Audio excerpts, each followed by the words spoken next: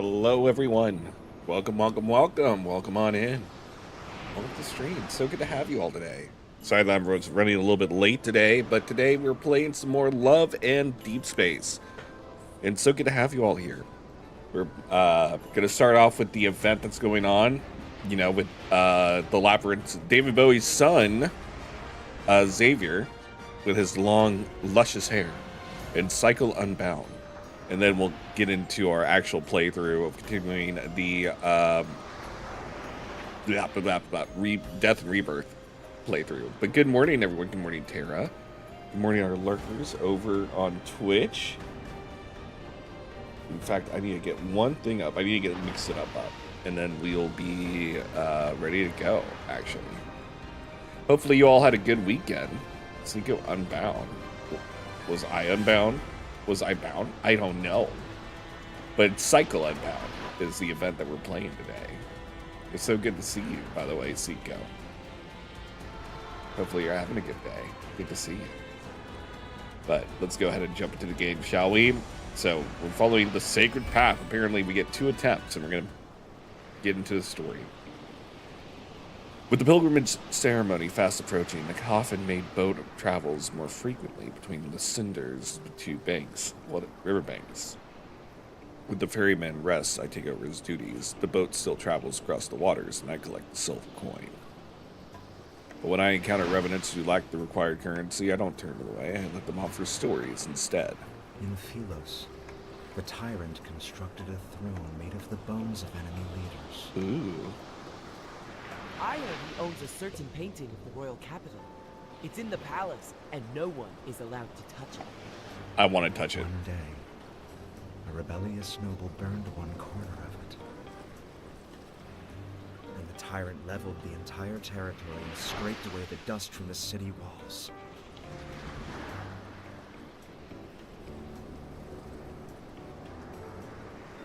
The lamp in the corner of the boat sways gently as I pull from the stern.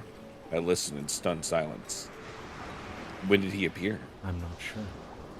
The day Philos fell, I suppose. That day, storm clouds raged across the sky. Darkness devoured the sun, and countless Philosians trembled in fear. All right, I understand. So dramatic. As the boat reaches the shore, the revenant stories come to an end. They bid me farewell and leave. I secure the mooring rope and turn when a mysterious chill creeps up behind me.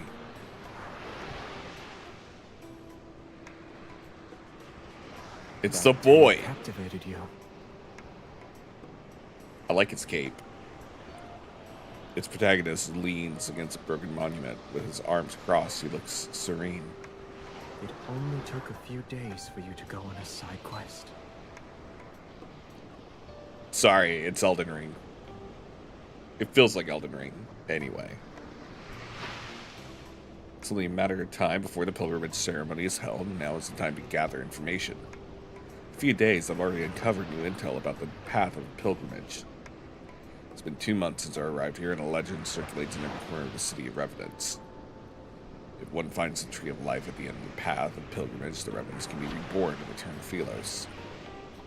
I, the Revenant's chosen one, and the former king of Philos are the only 2 individuals who can be considered alive. Yet our chance encounters are so frequent that I wonder if he's here because of me. Intel? Are you referring to your collection of 99 myths? 101 myths now. For propping up wobbly table legs. Some are far-fetched, I admit, but there are countless stories about returning to Philos. What if one of them is true? I've already identified several locations where the evidence for these tales holds substantial weight. Do you want to investigate them with me? But he doesn't respond and pretend to be dejected and turn away. Sigh, I suppose I'll do it myself. What if I run into those insane Revenant Knights? I can't fight them, so you'll end up losing a very important companion. How many places are you planning to visit? 3 places at most. Come on, there'll be a sore sword. Also, is there something playing in the background? My bad. Forgive me. His dark-colored cloak swirls behind him as he raises his palm and makes a soft call towards the sky. A moment passes. A horse, revenant clad in silver armor, emerges from the mist. It hooves, makes no sounds, and its eyes burn with faint blue flames. He's calling his horse girl. Sorry. Get on. No. Steadfastly gently pulls me up. Then the muffled sound of galloping echoes in the mist.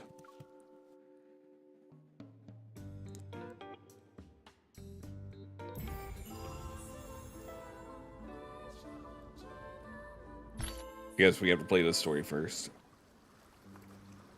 With the pilgrimage ceremony fast approaching, the coffin... Oh, wait, we already did this. My bad. But, how is everyone's week? You guys have anything planned for this week? Anything you're looking forward to? Also, hello, Lori. Oh, God, we're going to get into a battle already. Oh, my God. Oh, cool. We get to play with the new equipment. That's fun. With fish mode. Like fish mode from the other, like from Raphael's story.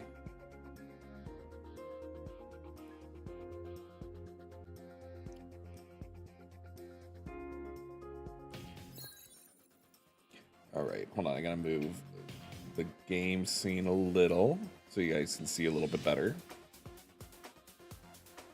Also, I feel like it hasn't always been this big, but whatever. We're getting a lot of... Turn the tables. I like her Die outfit. is cast. Your fate has been sealed. I shall be the judge. Ooh. Enemies are weak. Now's our chance. It seems to have changed its moves. Pay attention to its moves. Watch out. It's trying to take you down. Oh. Pay attention. Keep up the momentum. You won't. Your fate has been sealed. I shall be the judge. The enemies are weak. Now's our chance. Thank goodness I have health. Not afraid.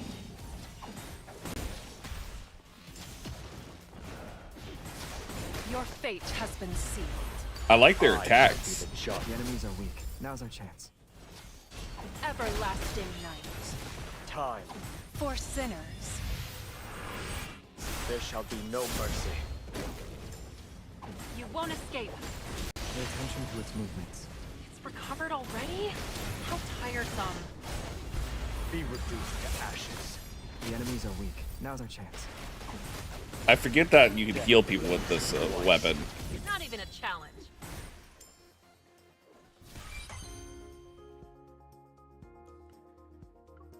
Easy. Easy. Oh, don't be all up in my face like that. There we go. Another battle? Oh. We're spending so much time in the castle. I'm surprised to see that this Revenant city feels lived in, full of warmth even. Savior, look, there's still wood carvings over there. Why does this carving look like you? I like her outfit. I like both their outfits, honestly. It's very Elden Ring-esque. With her brow and cold expression, he's immensely holding a sword, too. And this little figurine that's radiating light, it's you, yes? Wait, you bought them? Why? Just in case you get bored during your travels. After all, haven't you always complained I lack warmth? Ooh. Stories. Alright. Oh. So this is where we get to really practice out his skills. Okay. We'll do it. And then we'll dive into the actual game. The main story.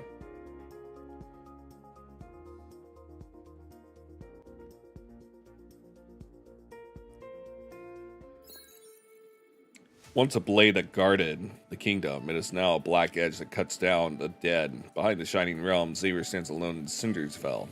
It's the king of dark night. He wields his great sword in the world of illusion, severing faith built on lies and pilgrimage paths laid with bones. Darkness may consume all, but the will to protect is carved in his soul. Lumen Flora will bloom again, and the radiant ripples will stir at his feet. When fighting along Xavier, you will gain Dark Knight Coordination. After combat starts, Dark Knight Coordination will have a 30-second cooldown. During combat, you can stack last words at a time. Casting support skills will also stack last words for you. If last words has over 1 stack, casting an active skill consumes 1 stack and reduces Dark Knight code. Ooh, okay. Casting Dark Knight Coronation, you will both enter Dark Knight Rain state, and Xavier's attack will be enhanced. While in Dark Knight Realm, your active skills become the Chosen One's Blessing, dealing damage, reducing support. Ooh. Ooh. Reducing support skills cooldowns on hit. When in Dark Knight Rain state, casting support skills will cause additional Luma Florida Bloom, dealing extra AoE damage. With Final Resound, if you have at least 1 last word stack. I'm not rolling for this, by the way, I think. At least I don't think I am. Stack after casting an active skill, you can cast it again with increased damage. Final Resound, your active skill will restore a certain amount of energy charge when it first hits the energy. Enemy, I mean.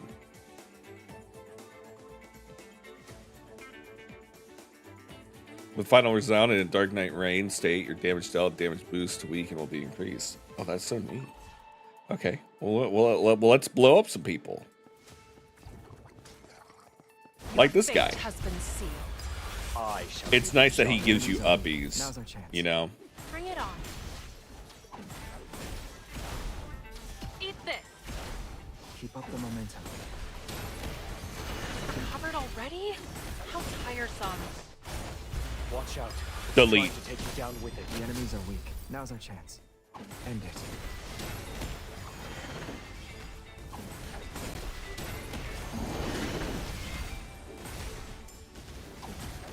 Your fate has been sealed.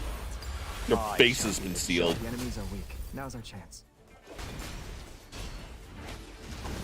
For sinners. There shall be no mercy. Probably should have waited, but you know what? Whatever. Pay attention to its movement. Everlasting night. Recovered already? How tiresome. Be reduced to ashes. The enemies are weak. Now's our chance. I'll show you. Death flames you twice. I like her magical girl staff. Be careful not to get hit. Oh, it's fine. Don't Your worry. fate has been sealed. You don't gotta worry. I shall I'll be the fine. judge. Watch out. It's truck get behind me. Ooh, Story if you that's what I can't was hoping to change it. see. Oh yeah, he has a damage mode. Pay attention to its moves.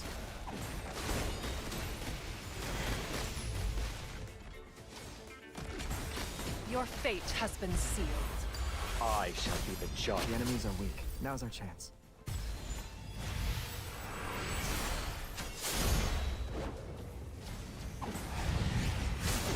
Life and death, hand in hand. Ooh, All must die. Heed the king's words. big hit. Sever. It's basically like Excalibur. Everlasting night. Time for slaughter. Watch out. It's getting better. Your fate has been sealed. I shall be the judge. Death claims you twice. The atonement Excuse me? sins. Eat this. Get a shield? Watch out. It's trying to take you down with it.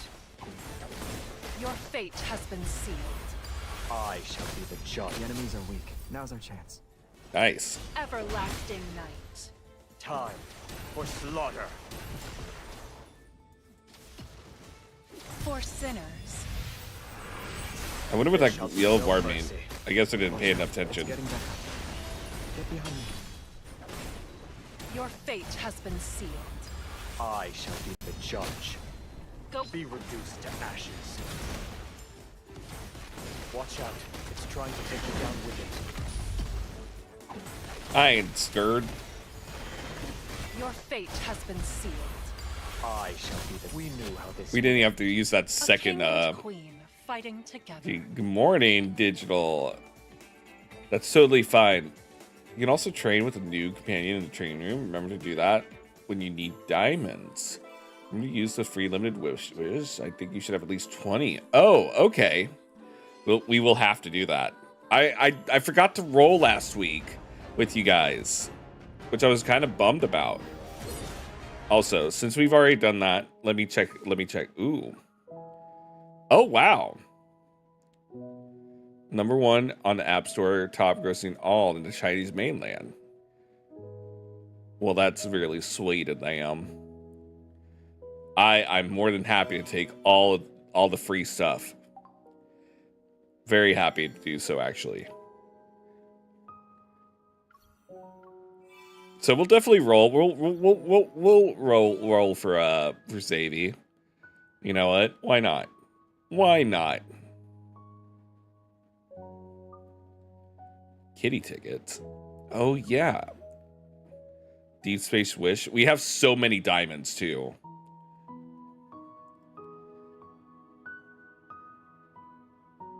And there's no limits on the limited wishes. Chocolate shop. Okay, we'll get one of these because, you know, chocolates. Why not? So cheap too.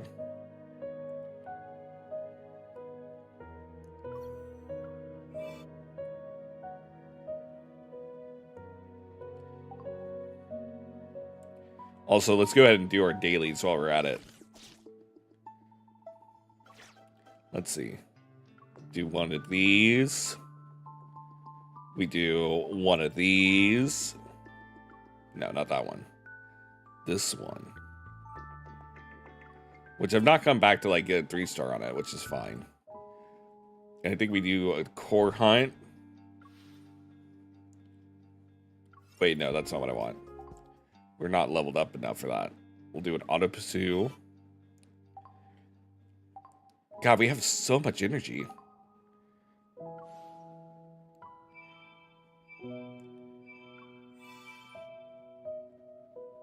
We'll give stamina to our friends.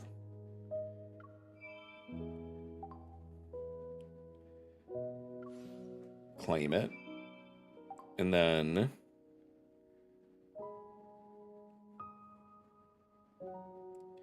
Oh, yeah. Yeah, make sure you do your dailies. You don't want to make your boys sad, do you? Ooh, nice. Okay, we should probably also spend our stamina a little bit. So what I always need more of is like these. So we'll spend a lot of our stamina here to get a lot of level up material.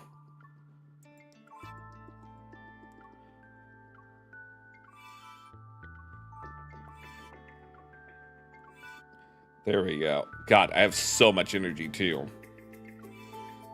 Which is fine. I don't mind.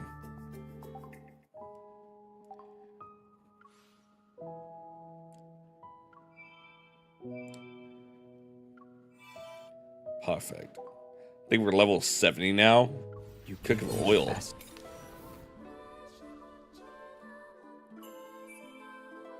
We've almost spent 1,000 already. Xavier's not on our home screen though. Okay. I believe it's now time for us to get back into Death and Rebirth. Chapter 2, Story 3, Cosmic Convergence.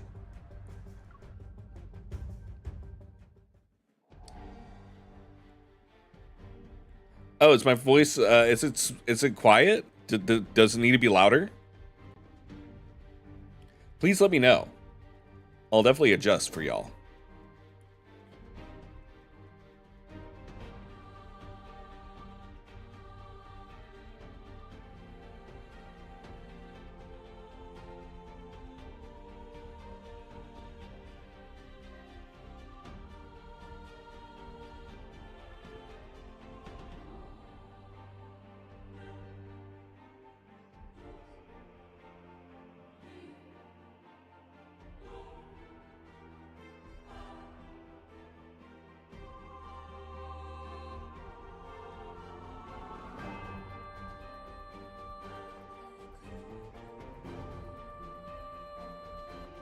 Sounds good? Okay. Then we'll continue on.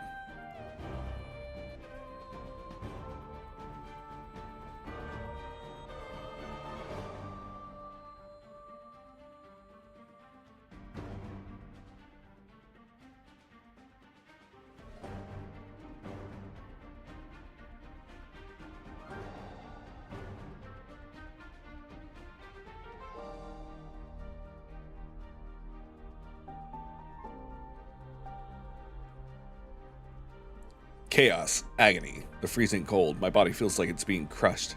I must have blacked out for a bit. Fighting through the pain racking my body and the taste of blood, I forced myself to get up inside the glass sphere. On one knee, I struggle to catch my breath. Below me lies a metallic floor made from an unknown material, and above me looms an inverted glass chamber. The familiar sight triggers a flood of memories. This is the deep space collision chamber. I was imprisoned here before. Stop struggling, child. Talk louder, Dimitri. God. You quiet bish. Hold on, I'm going to turn up the game audio for you guys a little bit. Oh no, don't worry. I always make sure my audio sounds fine anyway. The voice pierces the thick glass. The collision chamber has already been activated. It's now floating 6 feet off the ground. Oh, hello, Sapphire. Thank you so much for subscribing. Thank you. I appreciate the shinies. And thank you for becoming super shiny in the shiny squad. Thank you for subscribing for 3 months. I really appreciate it. And don't worry, Donnie, you are not dumb at all. Do not worry. Anyway, Dimitri's dumb, though, because he's going against me, the protagonist. So, Dimitri stands below, and the controller in his hand is stained with blood. I already obtained. Why is his voice so quiet? While you were in the battle. This is even louder.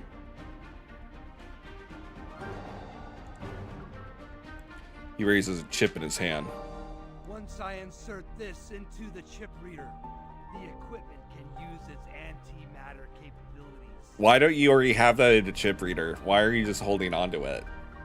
To completely neutralize your... I'll neutralize you, Dimitri. Get it? Dumb Mitri. Although there's a gentle smile on his face, the hate in his gaze twists into something grotesque. Disgusted, I turn away and try to concentrate and resonate with collision chamber's energy source. I can't resonate with it. How is that even possible? Go. Return to where you came from. You never had a place in this world. You never had a place in this world, Dimitri. Humans who foolishly try to control a power as great as yours will only bring disaster upon themselves. The Chronal Rift catastrophe and the Wanderers. It was all because of our greed. We should have never created you. You just sound just like my dad. With the hands that stained this world in sin, I'll put an end to it. Whatever. Worst dad ever. I stand up while the glass wall as I stand up while using the glass wall as support. Yet vertigo hits me. Air is being drained out of the chamber. Have you enjoyed Silas? I have. Apparently he died, which is sad. Man, I can't believe Silas is dead. Rip. I was actually starting to warm up to him a little bit. Still don't like being called kitten by him, though. Kidding. I don't think he died.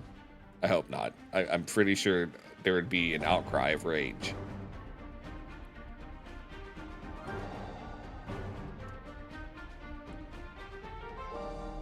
Let me... After this, we'll... Hold on. After this, we'll check the settings, because I'm pretty sure the voices are supposed to be louder, but... The pressure suddenly drops, and the air in my body rapidly expands. At this rate, my lungs might rupture before anything else kills me. I hate to admit it, but I feel like I'm getting a sense of deja vu. My body recognizes this feeling before my mind does. Muscle memory is sending me a warning. It won't be long until I lose control of my limbs. I won't be able to feel anything, and my strength, even my thoughts, will slow down and fade into oblivion. Hello, Ani. How you doing? That was who I used to be. I won't sit here and wait to die. My thoughts are sluggish as I watch myself in slow motion. I draw my weapon, struggling to raise my arm. I pull the trigger and cause an explosion. But the energy burst from my weapon is absorbed by the active collision chamber. It can convert energy into fuel for its power source. My vision blurs. Not only is my strength being drained, but my body is also becoming numb. The glass chamber reflects the cold laboratory lights. They sketch out fragmented memories.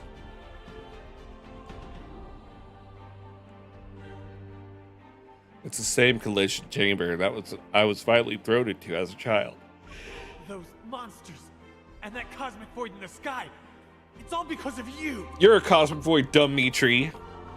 You are this world's calamity. You're a calamity, We should have Dimitri. destroyed you years ago.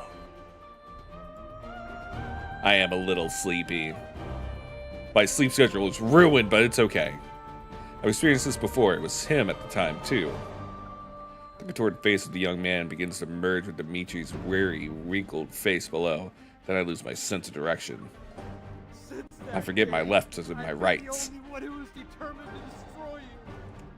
I failed before, but time proved to me that Why am I I being was blocked? on the right side of history.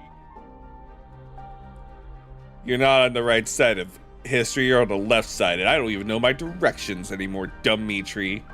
I will finish what I started and atone for my past failure. You're still a failure. This lunatic. Be gone. Go back to where you came from. Just die already. I refuse to let this maniac kill me. Powerful resonance resounds and builds within the chamber. It sinks up with a tremors deep within my heart. I desperately try to maintain control. I'm attempting to steal the weak spots the echoes create, but I'm fighting a losing battle. The resonance's energy hums and shatters invisible chains. My consciousness breaks free from its physical cage and my soul rapidly surges forward. I am the protagonist! My consciousness disperses with the energy burst. Countless reverberations echo across this planet, and from deep space, a mysterious connection descends. My awareness gradually fades, my body feels weightless. The ethereal eye appears once more, it devours me completely this time.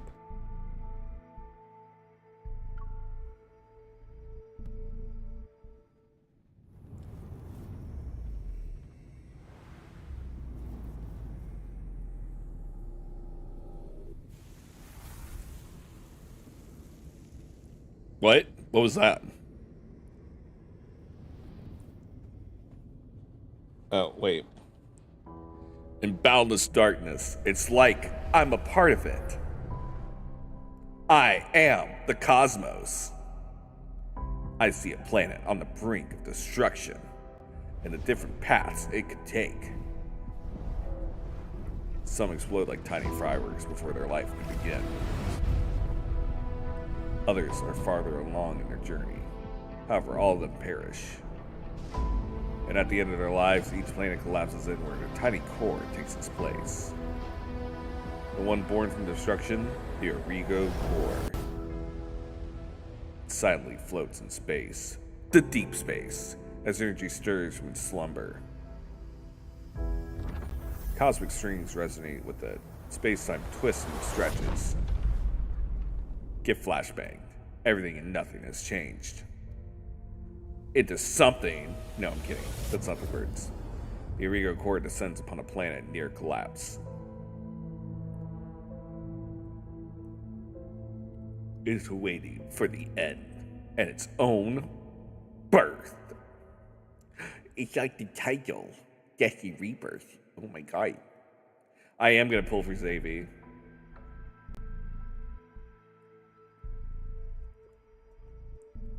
All the sensations of my body disappear as the scene before me gradually fades into darkness.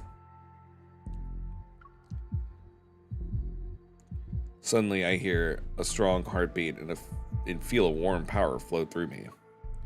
It's a fragment from another place and time, yet it brings a familiar presence. Everything that was lost has returned to me.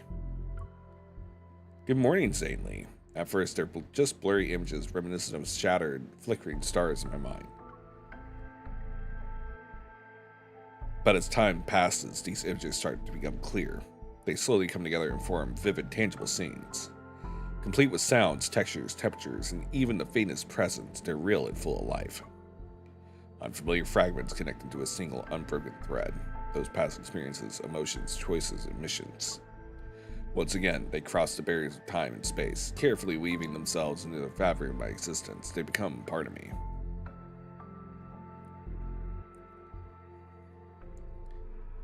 The end. You spent all your free pulls against Xavier. You know what? Maybe we should go and pool. Why not? Why not? It'll be fun. I haven't pulled in forever. We have a lot of pools, actually. We have like 35 over here for abs, and then let's start off with the normal ones. Watch me get a 5-star here and ruin my chances at the other ones.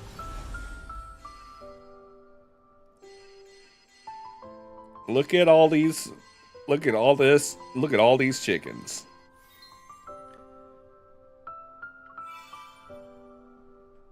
Convert. We almost have enough to get a... I hope Xavi comes home for you too. Oh, is this a 5-star? Watch, look, it's exactly what I said. That we get a 5-star. Oh, we get a 4? Oh, wait, what?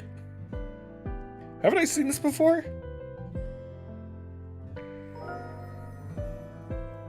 Caleb. We got a Caleb 5-star? Okay. Such bad luck with free pulls. Use a 20, then 10.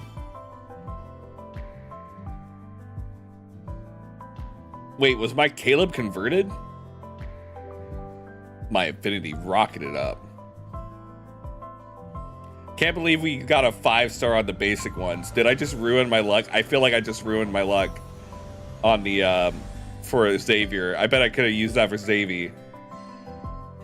My streamer luck in this game is unreal though. Hidden Waves, I still don't have that one. Wait, which one? Hidden Waves? No. Melodic Weave? Was that the Caleb one I got? Waves refuses to come to me. Oh no. Okay, that was our 10 pull for here. I have so many diamonds too. I just don't know what to spend them on. Unless Tama tells me what to pull, I don't pull using my diamonds.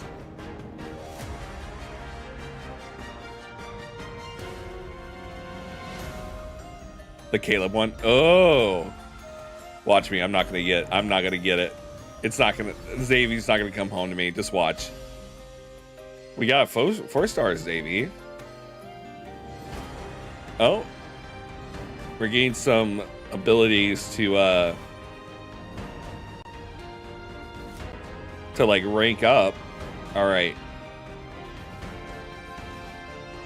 Oh yeah, that's right.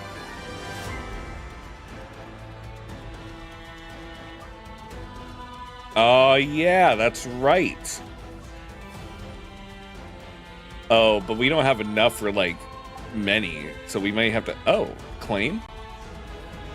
Thank you. And we'll get another one after this.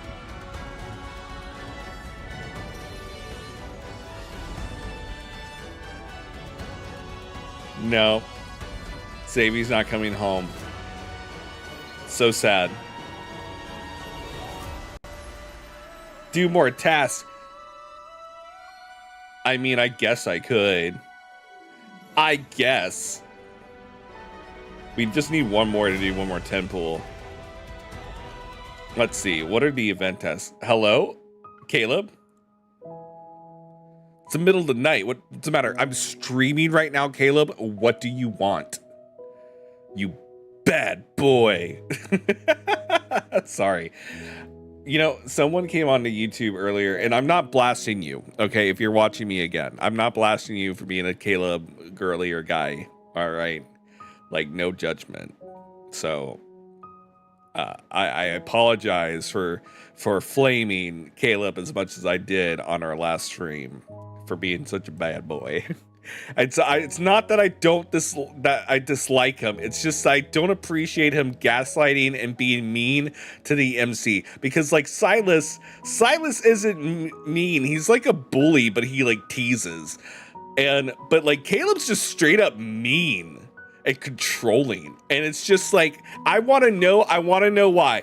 But it's still, at the end of the day, it doesn't excuse the gaslighting and being mean. Like, dude, what is your problem? I mean, I want to know. I read through the entire comment, and I know that there's like some lore and really hard decisions on Caleb's part of why he's being a bully. So like my saying this is only coming from the fact that like I saw him be a bully to the MC. I'm just like, bruh. To be honest, I'm jealous of all players that have the limited myths. Wait, was Hidden Waves a limited myth? One Caleb, one Raphael, one Lumiere, one Silas. I claim from a crate, but I don't got tides. Oh no. Right, there's simple ones like change his clothes in the home screen or do a quick snapshot. Oh yeah, we'll have to do that. I saw you posted something 2 hours ago. It was a picture of a cat. You know how to fix your electronics now? Oh, that. I learned that a long time ago. Okay, but did you disinfect your finger? What? In that picture you posted, if you zoom in a little, there's a cut. Caleb, that's creepy. No, it's not. Did you get hurt while repairing it? Oh, that. It's not that serious. I already took care of it. Barely half a fingertip was in the pig. You're very observant. If I couldn't even spot that, what kind of colonel would I be? Did you use the tools I left? I mean, it's creepy.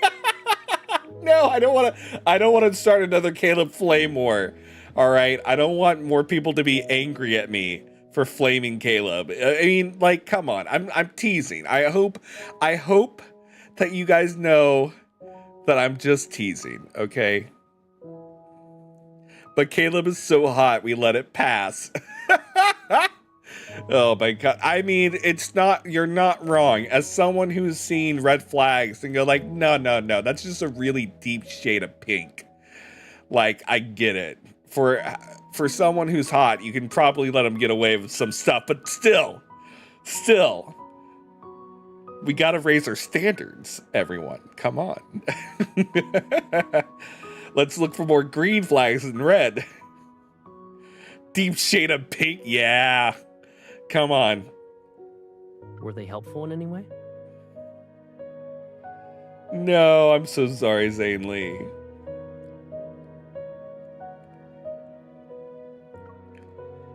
You're colorblind. I'm colorblind to red. No, wait, is that like dogs? Dogs can't see red or something? Or what they can't see in color? I have to tell my husband some of Caleb's antics and he just shakes his head with distress. He's just like, your husband's probably going like, how'd you end up choosing me when you're like oohing and awing over bad boy Caleb? It might make him wonder if he was like that. No, I'm kidding. You have more luck to save diamonds because at the wedding banner you got 3. Oh man, nice. Anyway, I need to be reading this. While I was repairing it, I realized something. Things I used to think were tough aren't actually that hard. Back then, whenever I had a problem, all I had to do was call out for you. I knew Caleb would always solve it, so I had nothing to worry about. Now, you can still... Oh, without you exploding? I'm kidding. I shouldn't give him crap. Now I know how to take care of it myself. As long as I learn to stop calling for Caleb first, everything still worked out in the end. That's right. While you're busy being a gloomy McGloom face, I'm out here doing real work. Things can sometimes be harder. It Sorry doesn't matter if you don't need me for small problems. What if you run into big ones? You won't tell me about those either? Oh, big words coming from Mr. I don't share my feelings. Caleb be pouting because he's not needed. Caleb did that himself, okay? When he exploded. I'm also free to play Zane Lee. I understand your pain. I spent too much money on horse girls. I can't spend money on this game.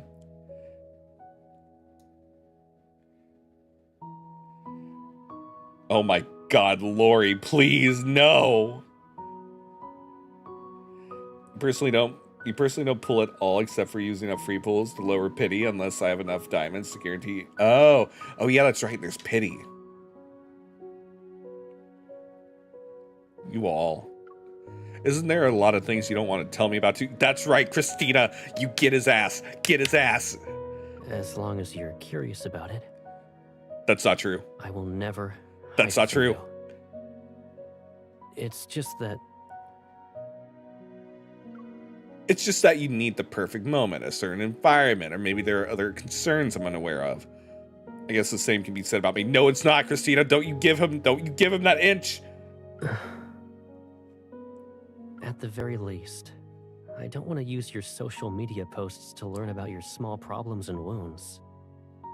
So, Is if anybody you need on to this call for game? I'm Caleb, eating myself out. go ahead. Do it. You first, While I still can respond. before you disappear again. Don't. I'm only a little salty. Okay, I'm just a little salty for our MC. Okay, I'm not trying to shit talk. I'm just saying that I'm just a little salty for our MC. Okay, hold on. Let me switch out our boys here. Xavi. Oh, Xavi's not even in the lineup. Oh, look, there he is. He's in his outfit. All right, we're going to let him choose. Let him decide. All right, we're letting him decide.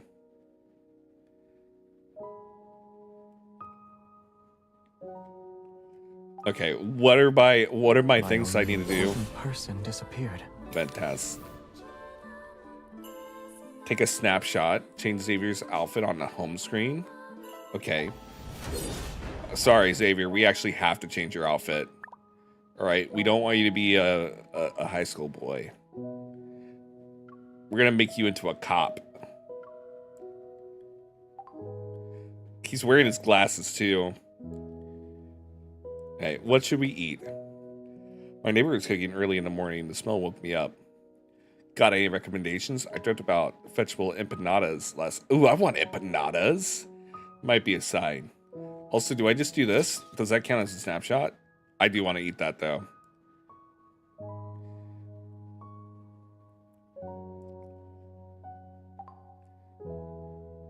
Did my mind wander off again? You gave me the best answer. That doesn't count as chatting? Oh, you scared me today.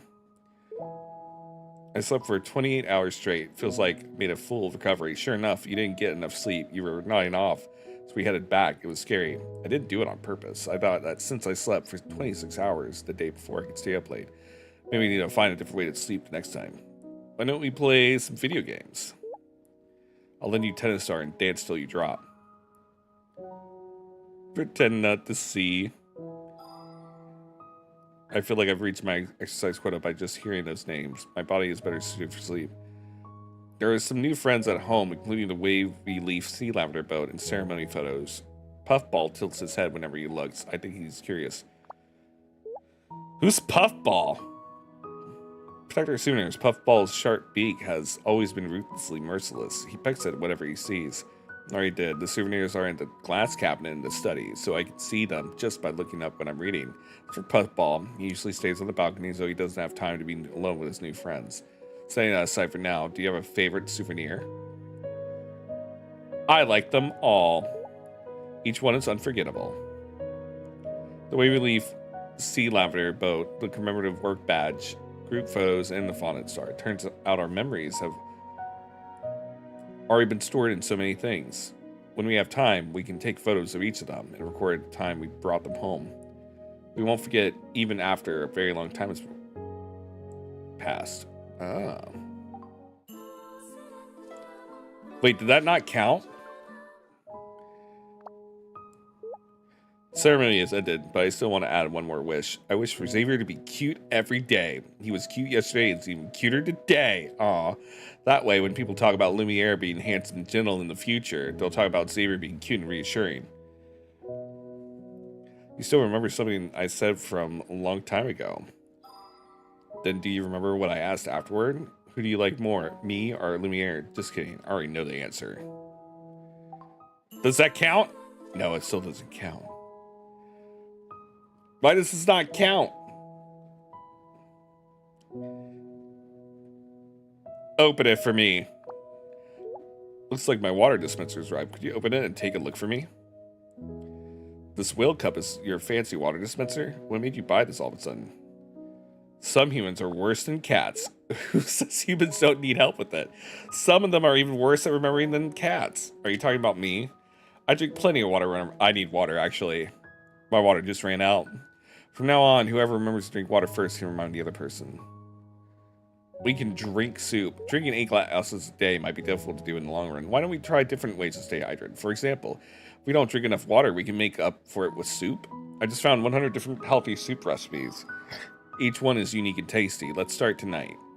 By the time we finish all 100 soups, we'll have tricked ourselves into drinking lots of water. I had the same issue too. I think it's a bug. Oh. Can you... Puffball is a tiny fluffy wanderer that we take care of with Xavier like a stray animal. Oh, okay. Xavier would not just be the good cop, he would be the soft cop, puppy cop. He's a puppy. He's so puppy-coated. Can you imagine pulling you over and saying in his puppy voice, do you know why I pulled you over? I'd be like, because you're sleepy and you needed a break. Start the convo yourself for it to count. That's why I'm sending an emoji is easiest. Well, he keeps chatting with me first. But it's probably because I've ignored them for a little bit. I know, I don't want to get water. Okay, hold on. I gotta go get water, guys. Be right back.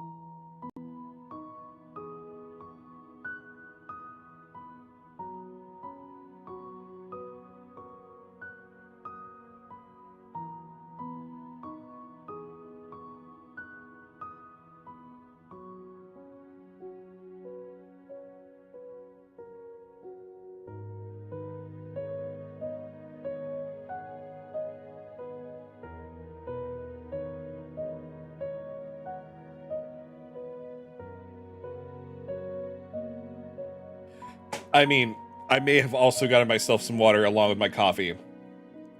So, I mean, I also may have gotten coffee alongside my water. So, yeah, you can tell where my mind's at. Also, hello everyone, I'm back and we're gonna play some more. We're gonna keep chatting up Xavier, and hopefully maybe I'll have time to like chat with him first. I discovered something when I got home. Why is the back of my clothes covered in star-shaped stickers? You finally noticed. We won so many prizes at the supermarket, I thought I'd put them to good use. But these don't look like ordinary stickers. They're star reflective stickers. They're common for outdoor activities and can act as markers at night, but I don't think you'll find them useful. I test them to see how they'll work. Feels like they're competing with the star to see which shines brighter. But there's so many of them against me. I guess that means I still win. Your star companions. Okay. When there's another event, I'll bring back lots of star companions for you. I don't think I need a lot of star companions. Already found my favorite star. Aw. Alright, chat. No! House digging. I found a bunch of mushrooms under this tree. Which ones did you dig up? How many did you get? That's good to hear. How many did you get? My basket's full, so I can share some with you. Charles is great. I ended up digging something else. I saw a plump white mushroom. It reminded me of the buttery bread we made. I wonder how it tastes. Thank you for the welcome backs. It's too bad we can't have more journals, but I've been screenshotting each page and posting them on Facebook, so when I'm done with all 5, I can start over. That's cute. I've not journaled yet. Oh, and I'm totally going to drink both at the same time, Annie. Don't worry.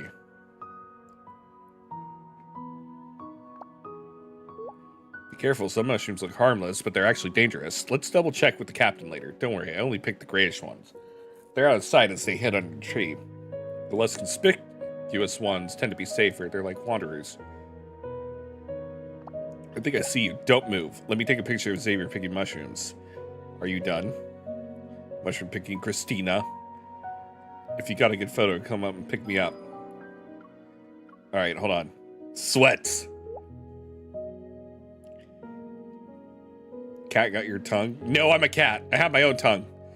Did you have a cup of milk tea with lots of sugar, or did you sleep until the afternoon? But all of this is normal for humans. Alright, maybe that did it. I did! Yeah, thank you for telling me to, like, do an emote. Alright, now we have to do a snapshot. I think it's with him. Wait, what?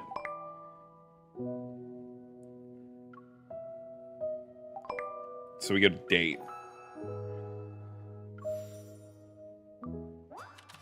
Snapshot. We'll do this scene. Then we'll do that scene. Then we'll do this scene. And then we'll do that scene.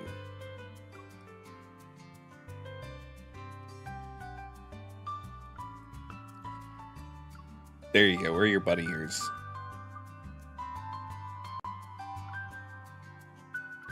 Perfect. I look beautiful.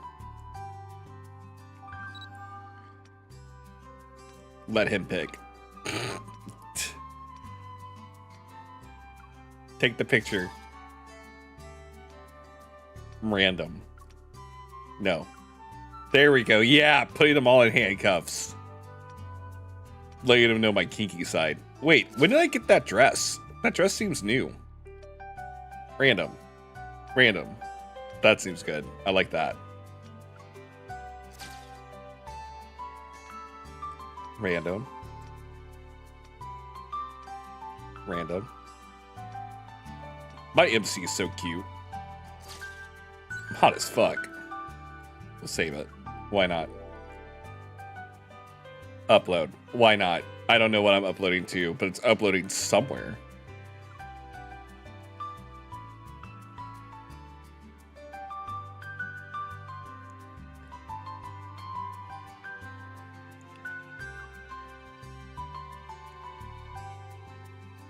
There you go. You get a little flower.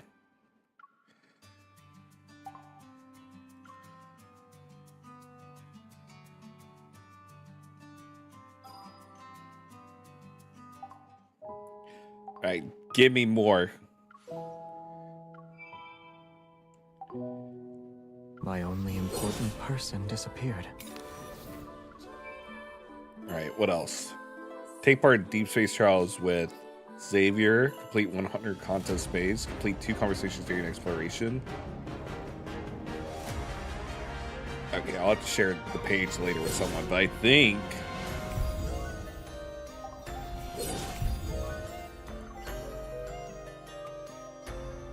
Okay, now we can get...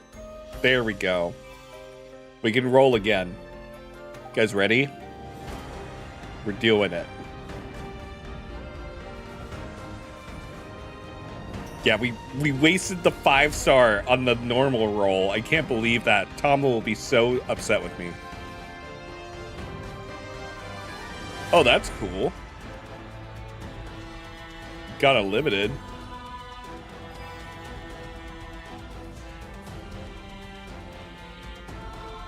Claim. Yep. We can pull like 10 more times. We'll get a guaranteed 5-star. I mean, I guess I can. We have the diamonds for it, so might as well. Will I roll the pity? Oh, no, I'm not. Okay, but will it be him? We just had to believe, chat. I just had to use my diamonds. Is it Xavier? Is he coming home?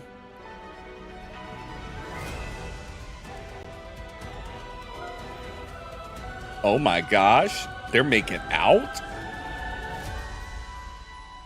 Wait, is there only one 5-star? Is there 2? Oh my gosh, this is Elden Ring and Saber from Fate Stay Night.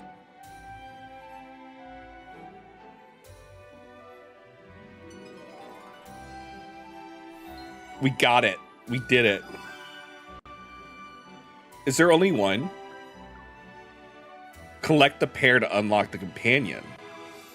Oh, okay. So we need to get the other one. Oh, but I can't get it. I didn't get pity. Well, now I have to kind of roll, don't I?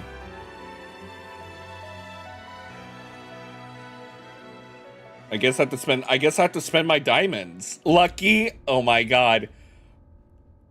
You can even read the story now, but to get the pan, you need the other one. Does that mean I have to keep rolling? I guess I need to roll. Okay, I guess we're gonna use our diamonds for this. I don't know though. I feel like I need to ask permission from Tama before I do so. Hold on, let me message her. She'll know. Dear Tama.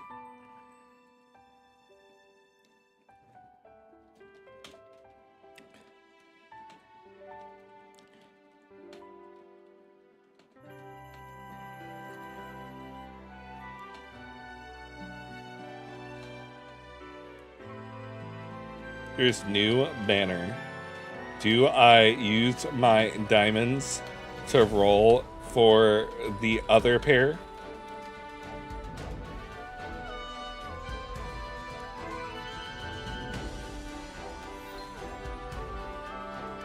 Gonna use your diamonds for something. It should be myths. Is this a myth? Is this what a myth is?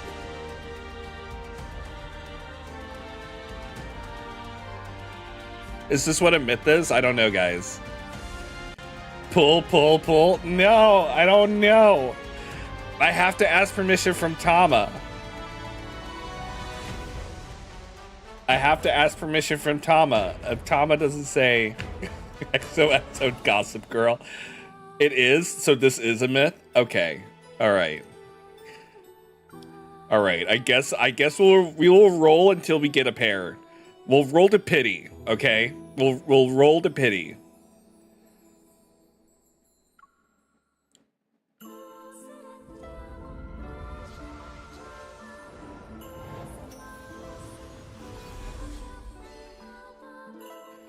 Okay, we didn't get it. But we got a 4-star. It's his specific, it's his third myth. It's his third myth. Oh.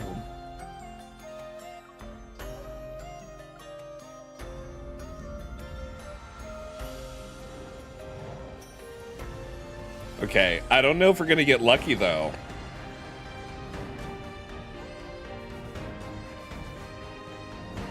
Will I be that lucky? I've been saving so many diamonds. I do like Xavier, so I mean, I guess it's not a waste. But we're not getting lucky so far. I think the game was trolling me.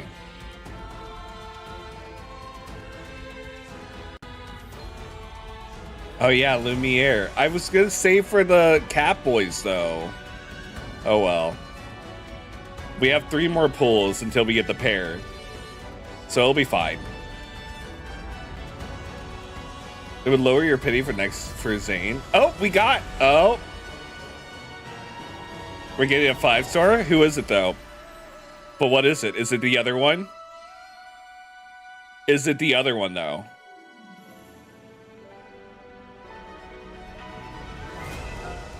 I think I got it.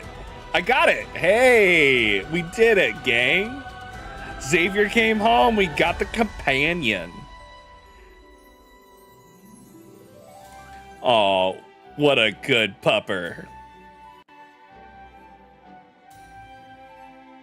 So we got the companion. Does that mean we also get the outfit and the weapon? This is a myth. You got it. I got it. We did it. We did it, guys. Yeah. Thank you for the cheering, Sapphire. Thank you. Thank you for the 10 shinies. Nom, nom, nom, nom, nom. I do have the other half. So I think that means we got it. Okay, bye. Oh no. Is this crazy luck? Why am I getting so, we did it. We did get the companion. Yay. Now I will die with every, wait, you didn't get it? Did you not get it either, Annie? Zane Lee is also like going like, okay, bye. No, is this crazy luck? Why can't I have this kind of luck in freaking Uma Musume Pretty Derby? Guys, what's free to play? No. We also, well, this is my first time rolling free to play for a myth. Someone was very nice and gave a $100 donation for me to roll on Zane's banner. And I was also able to get both of his halves to get his companion. I only have 1.5. I'm on 110.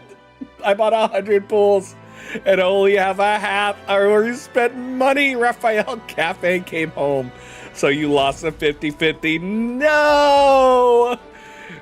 I'm sorry, you guys should be rolling. Hold on, I gotta go comment on a friend's stream real fast.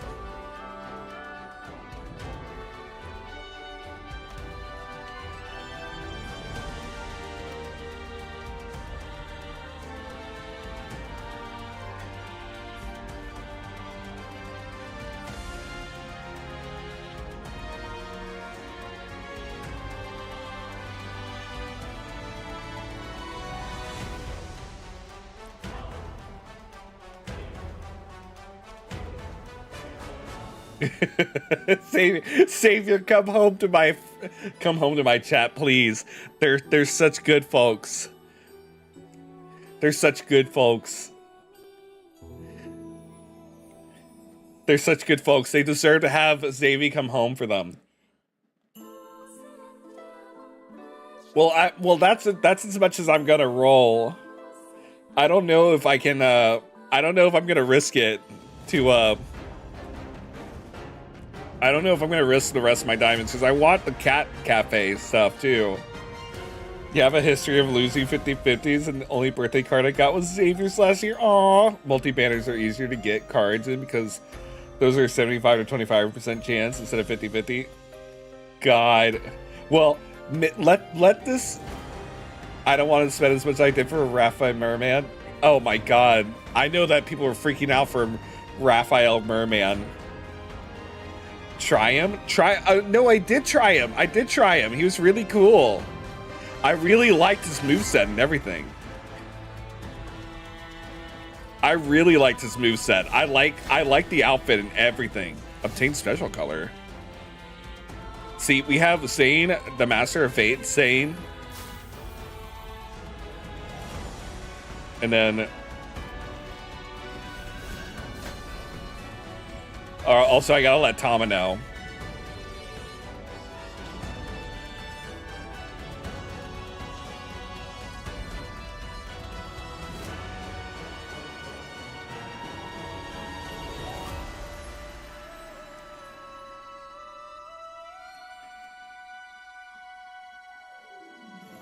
Okay, we'll see what Tama thinks when she wakes up. She'll probably wake up later.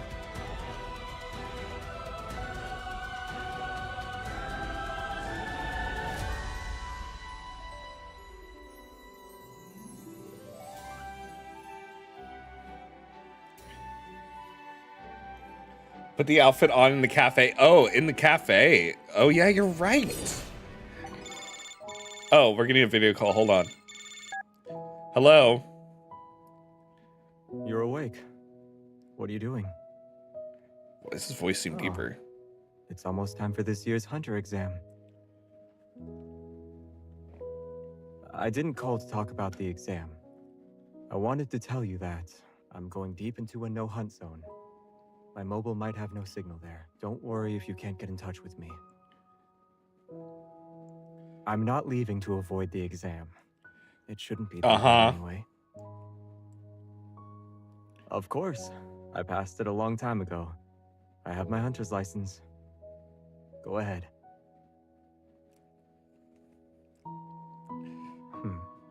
What is the first action to take when encountering a very dangerous wanderer? To attack. No? It's evacuating anyone who's in the surrounding area? That makes sense. Ask another one. What if an extremely powerful wanderer defeats you? Attack again. My friend. Again? My friend just told me that she lost her 50-50 3 times. Overconfident. And she ended up getting Zane business trip all 3 times. All right. I need to go. I'll keep that in mind. No brute force, and be a good hunter. Exactly. Be good boy. Get ready. I'll be asking you questions after I come back.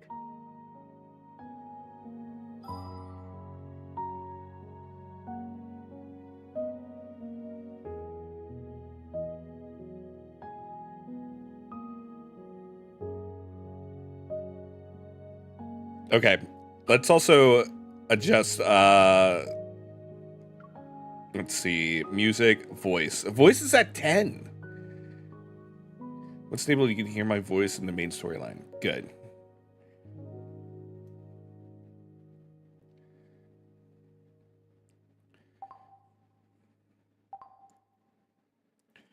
Okay, now for your outfit. And where is your uniform? There we go. Put on your crown, young man. You can keep your eyeglasses because they're goofy.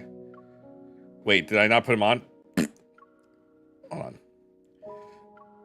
Put on your uniform. Grow out your hair. And your crown.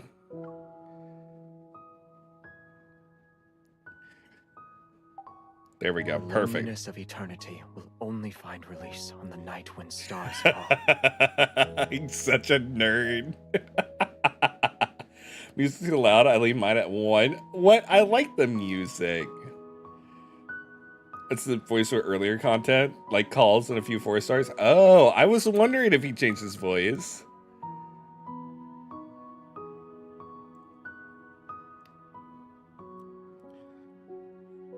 Now, I don't know if we'll rank him up. I think I'll be happy with just having him at this level. I saw a cat today that's even chubbier than the one we saw last time. What? Really? Do you have pictures?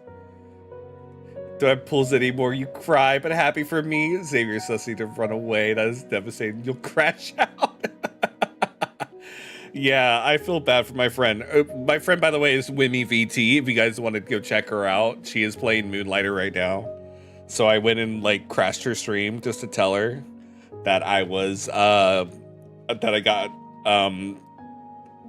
Xavier, and she was just like, no. If you don't say How anything, dare. I'll assume we're playing red light, green light. There you go. Anyway, let's get back to the story, shall we?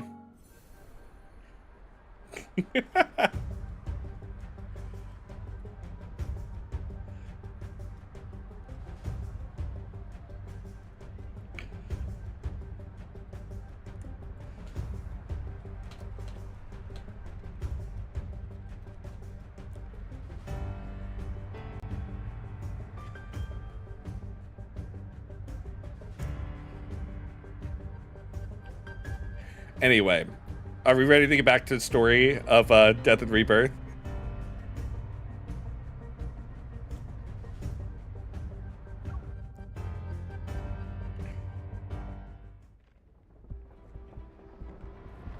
Oh my gosh, it's the boy. Silas, he's alive. What? Really? Silas? I slowly break through the downpour of memories. My vision refocuses. That familiar black-red mist envelops the area. I'm shielded from the falling rocks and steel beams. Meeting my stunned gaze, Silas relaxes his furrowed brow. An amused smile appears on his face. Nice explosion, little bomb.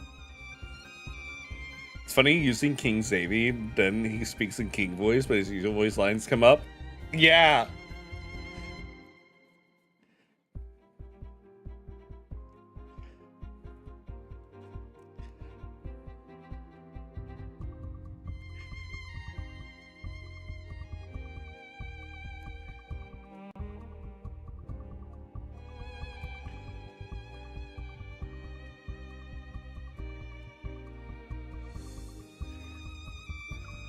Silas. This place is collapsing. Give me your hand. Have a good day. Oh, Digital, thank you for hanging out, though. Hold his hand, I guess.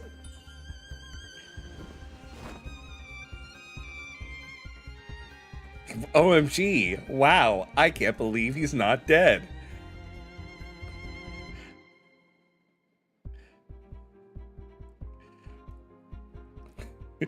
The hand reaching out to me now overlaps with the memory of that same hand breaking through the barrier many years ago. Wait. So wait, Silas was here before? No, Annie, don't eat yourself away. Fragmented memories flood my mind, but there's no time to dwell on them now. I force my aching arm to move and grab his hand. Silas yanks me out of the wreckage in one fluid motion. He secures his grip on my arm as he crouches. Keep your eyes open this time, kitten. Don't call me Watch kitten. how we escape and remember it well. Aw, have a good day, Zane Lee. Thank you so much for coming by and saying hi. Overwhelming power lifts him up. It manifests behind him like a fiend that crushes all obstacles in its way. Its wings have blocked out the heavens. We soar past the crumbling debris and fly away from the depths. Thunderous explosions echo below. Standing at the edge of the arena, I finally see the full extent of destruction caused by my uncontrolled energy burst. The entire central area has collapsed. Only a bottomless pit remains, its edges crumbling away. I leave Silas' side as that strange, detached sensation gradually fades. Dimitri, bound by tendrils of black-red mist, is thrown down before us.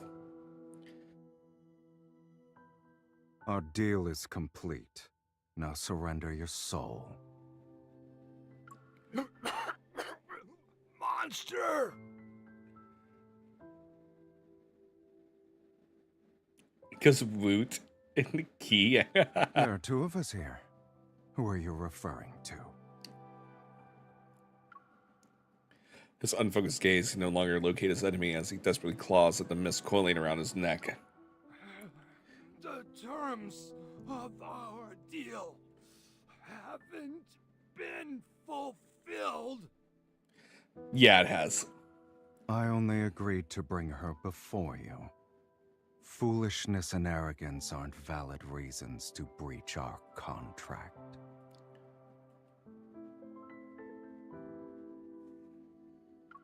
You underestimated how much she's grown.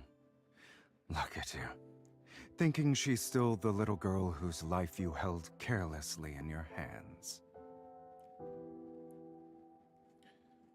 Like every gambler who overestimates themselves, you are not as clever as you think you are.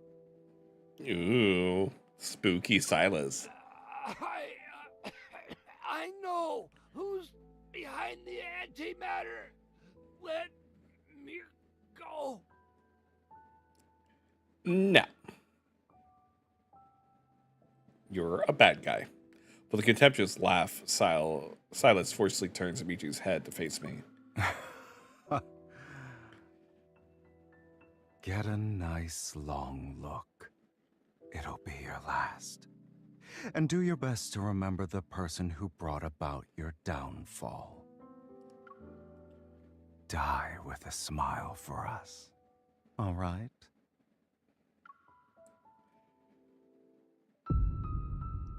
As Dimitri screams and body is swallowed by black-red mist, I turn my gaze to the center of the arena. One after another, muffled explosions resound on the ground. This place will be gone after today and won't reappear anytime soon. The laboratory that was never meant to exist might hold a few childhood memories. I might have cried in some corner or laughed in front of a platform. Perhaps I made those researchers who saw me as an otherworldly specimen believe I was just a normal child for a moment. Or maybe none of that ever happened, but it doesn't matter anymore. Aw, that makes me happy to hear, Danya. I'm glad. A lot, but it's jumbled up. I ignore whatever happened to Dimitri and look at Silas. Dimitri's just like crumpled in the corner, dead. The deal you made with him, was it when I escaped from the research center? Yeah. Did you bring me here so I can remember everything? He doesn't look at me. Instead, he speaks as if he's addressing the darkness beneath his feet. You would have done this sooner or later.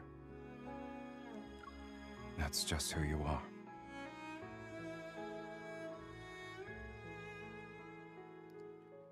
Then shouldn't you be worried about my power destroying you and this world?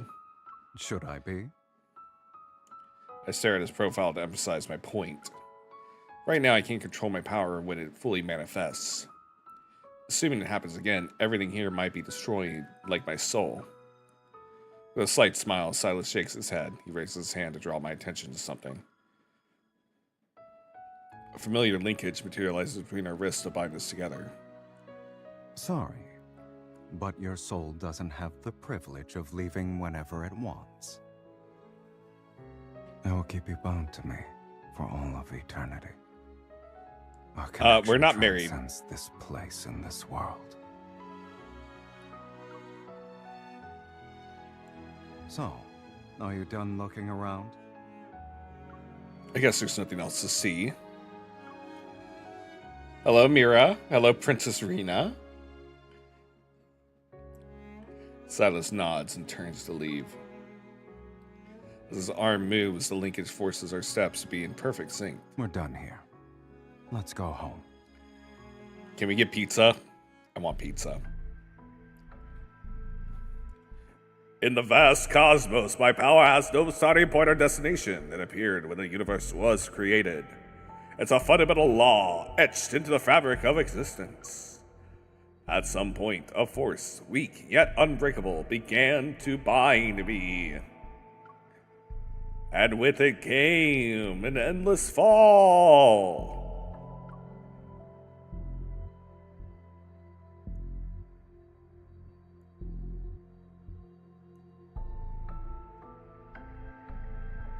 In a majestic arena floating among nebulae, a boy and girl stand. Soaked in blood, they're greeted by thunderous cheers. When it comes to killing wanderers, Silas and I always have perfect coordination. You're not going to team up with me this time? I hate teammates who try to steal my points. Then, what do you hate more? Teammates who steal your points? Or teammates who can't keep up with you?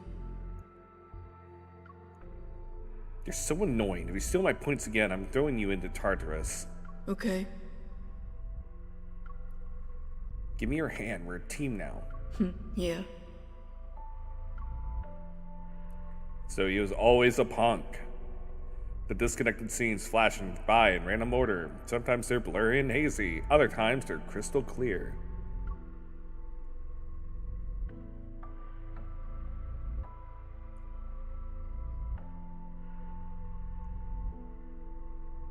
As time marches on, the deep space tunnel, vast and capable of tearing apart any form of energy, separates us.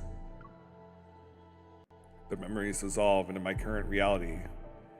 Images overlap. I recognize the figure before me, but now he's tall and imposing.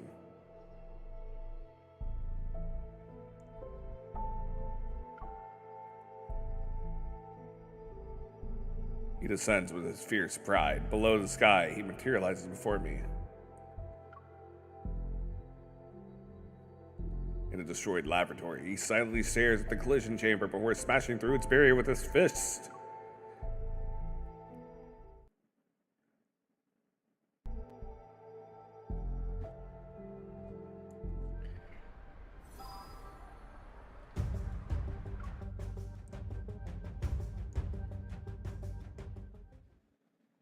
Every time you see the galaxy eye, I just think of some forsake longevity, then fade into dust. In the timeless N109 zone, I fall into a deep, dreamless slumber. When I finally open my eyes again, it takes me a while to reorient myself. I stare at the intricate patterns on the ceiling for a long time before a single fact slowly dawns on me. I'm alive. As if a switch has been flipped, I finally become aware of my surroundings. Outside, the distant roar of gunfire and artillery resound while music plays nearby. Didn't the Zion hunt end? Mephi, what are you? I sit up and look around. Mephisto is perched on the bedside table. He bobs his head under Silas's finger like a chick pecking at a grain. Why are you here? Shouldn't you be asking that Shouldn't to you the person be who asking that to carelessly the fell person who asleep? carelessly fell asleep? Oh. I raise my hand, but don't see the familiar leakage. Massaging my temples, I realize my distant memories have started to blur with reality. How long was I out? Don't tell me it's been 4 or 5 days. God, I would have to pee so bad after that. Silas is lounging in a small armchair next to the bed. He's looking out the window. Several gemstones, 3 wine glasses, and a marker are scattered across the nearby side cabinet, small table, and floor. It's morning. And more importantly, it's been 3 days since the Zoian hunt ended. Overtime is almost over. Terrifying explosion resounds in the distance. Seconds later, the windows rattle from the shockwave. The arena is in ruins. Why would anyone still fight to be its owner? For certain people, that place still has important stuff. And with Dimitri out of the way, their battle will be more ruthless.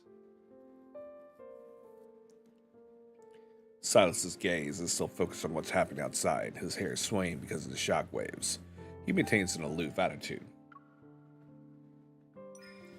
Curious about what he's looking at, I get out of bed and approach the window, but I can't even make it there before settling into a small armchair. I nudge Silas so he can make room. What's going on? My whole body feels weak.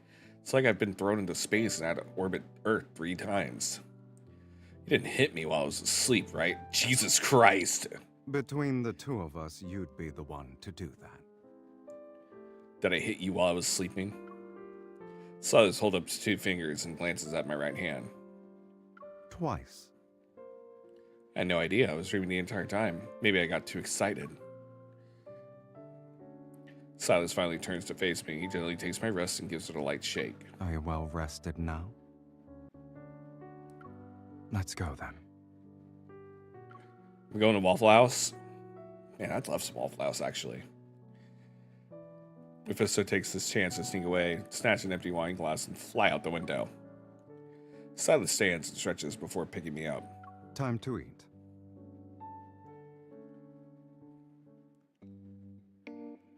It isn't until Silas makes me sit at the dining table that I realize just how hungry I am.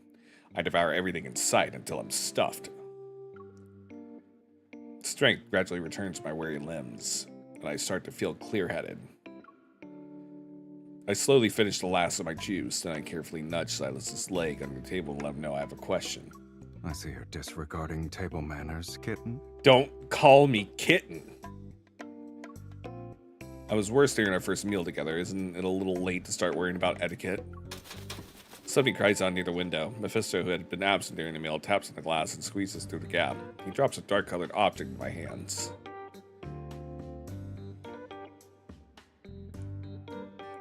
What is this? A flash drive?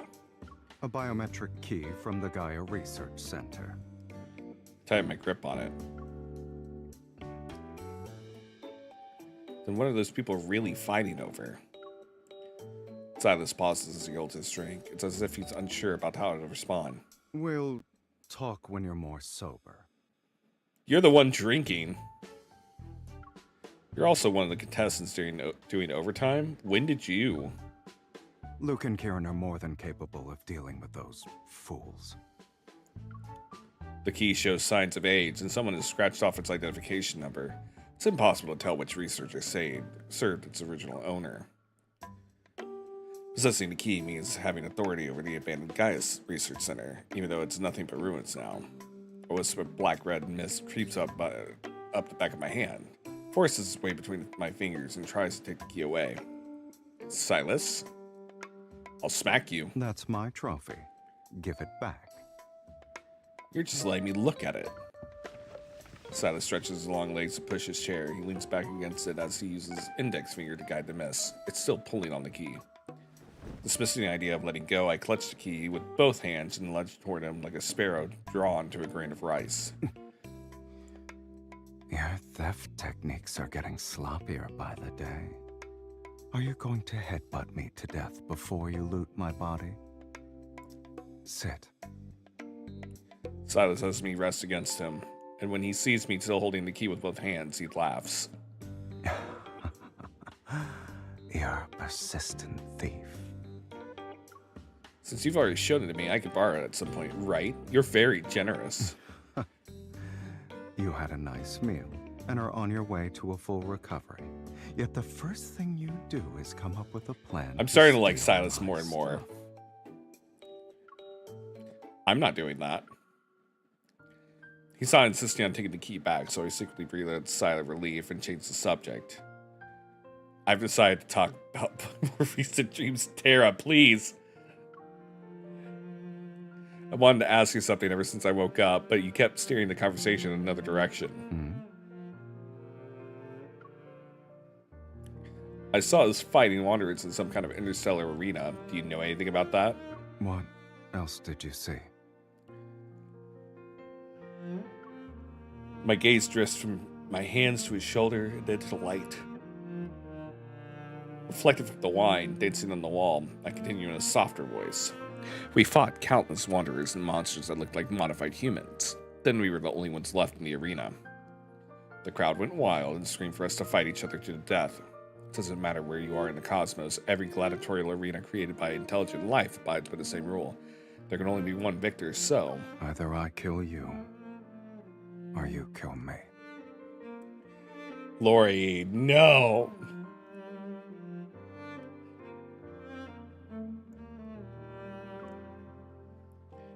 Poke.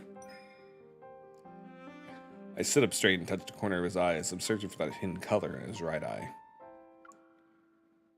But when we faced each other, he didn't attack. Instead, he took my hand and asked if I wanted to escape together. That nebula was more chaotic than an abyss. I didn't see how it ended. Did we manage to escape? What do you think? Do you see the thing in his eye, chat? He brings his empty wine glass closer and presses its cool surface against my forehead. If we hadn't, then who exactly are you looking at right now? We're pretty special, huh? Speaking of which, you never doubted yourself, or worried about my capabilities for that matter.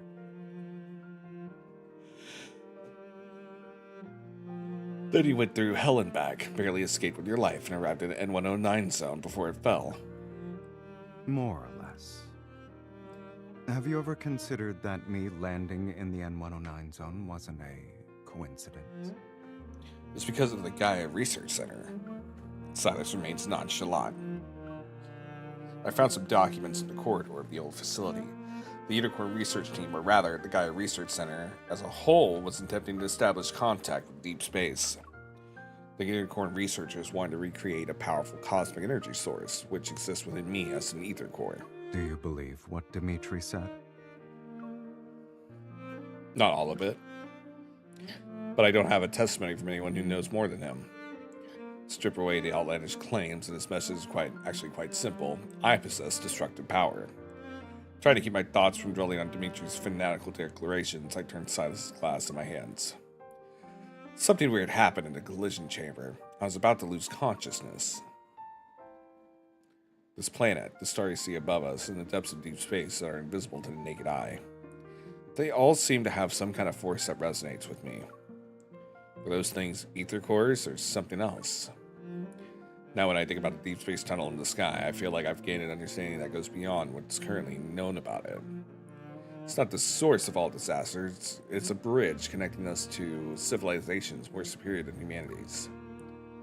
Maybe Dimitri wasn't lying. It's possible I have the power to destroy everything. My thoughts travel through the darkness in the collision chamber and how I sink into an overwhelming strength. It's strong enough to erase an entire planet. What lies dormant inside me is powerful and uncontrollable. Suddenly, a hand grasps my chin. My gaze lands on Silas's disinterested expression. When I pulled you out of the giant glass tank, you looked like you were in so much pain that you wanted to die. If it really hurts, then stop. Don't force yourself. And don't ever make that face again while you're at it. I look directly into his right eye. The mesmerizing ether core within it remains tranquil. My racing thoughts slowly calm down. You can always pull me back, right? Just like before. Whoosh.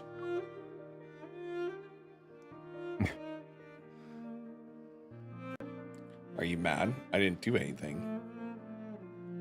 To look up at him expectantly, Silas stays silent for a moment. Then he appears interested. Grabbing my hand, he leads me outside. No, but you slept for too long. I'm bored. So where are you dragging me off to? Do you want to at least have some fun? I'll help you get used to wielding devastating power. That way you'll be a bomb who doesn't always think about self-destruction. Huh? Are we fighting? We enter a familiar dimly lit room. Silas helps me into the egg-shaped gaming pod. He puts the hologram helmet over my head. As the pod slowly closes in, my body tenses. Silas taps on the glass. Although I can't hear anything outside, I read his lips. Now come, conquer everything in your path, starting with me. Oh, we are gonna fight with him. I want those guns. Why can't I have those guns? Instead of those hunter pistols.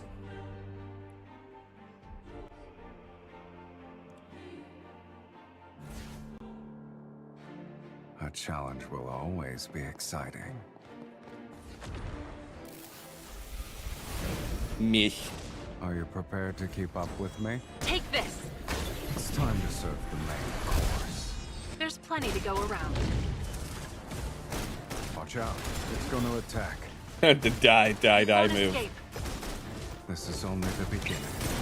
There's... That's more like it. Take this! It's time to serve the main course. There's plenty to go around. Silas! It can't escape. You're too close. I like a difficult fight. We're halfway there. It won't take long for us to be done. What are these? Eat this! Take this! It's time to serve the main course. There's plenty to go around. Bring... Don't rush in carelessly. Damn it! Ow. Quit hitting me.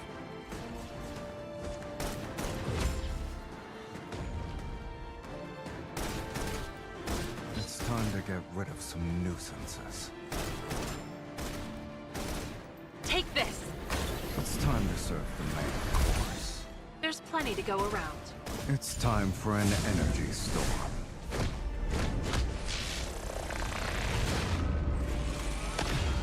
Pull everything to the ground. It's time to meet your maker. This is only the beginning. There's more than enough to get our silence. It can't. It's more than enough to get our Silas. You put up a good fight. Bang. Good job.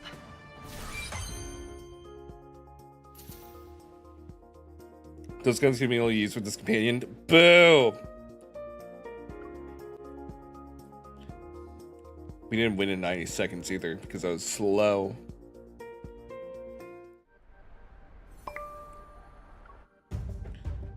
Anyway, continuing on with the story.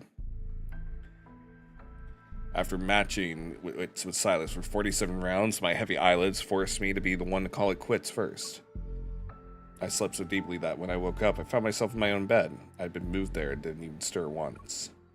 Was I really that exhausted, or do I trust him too much? I massaged my throbbing temples as I recalled the information I received during our break last night. Silas's curiosity was piqued by these mysterious antimatter weapons, and he decided to investigate their origin.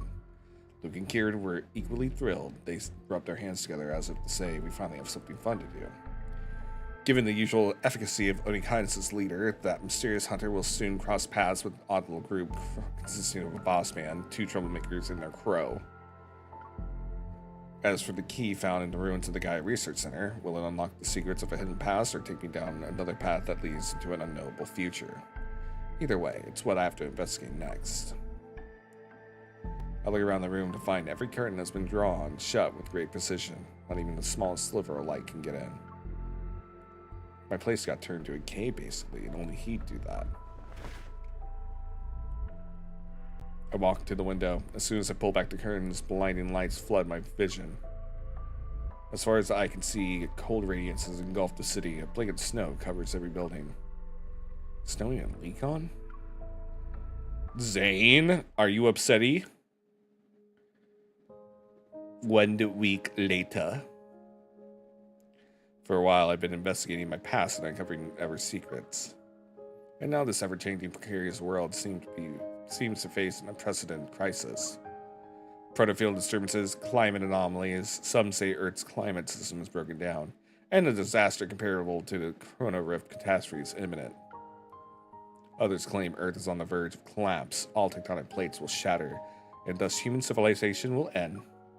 Yet, among all these discussions about the end of the world, Earth's collapse, and the civilization's downfall, what actually descends upon Lekon City is a silent snowfall that transformed the city into a pure white expanse overnight.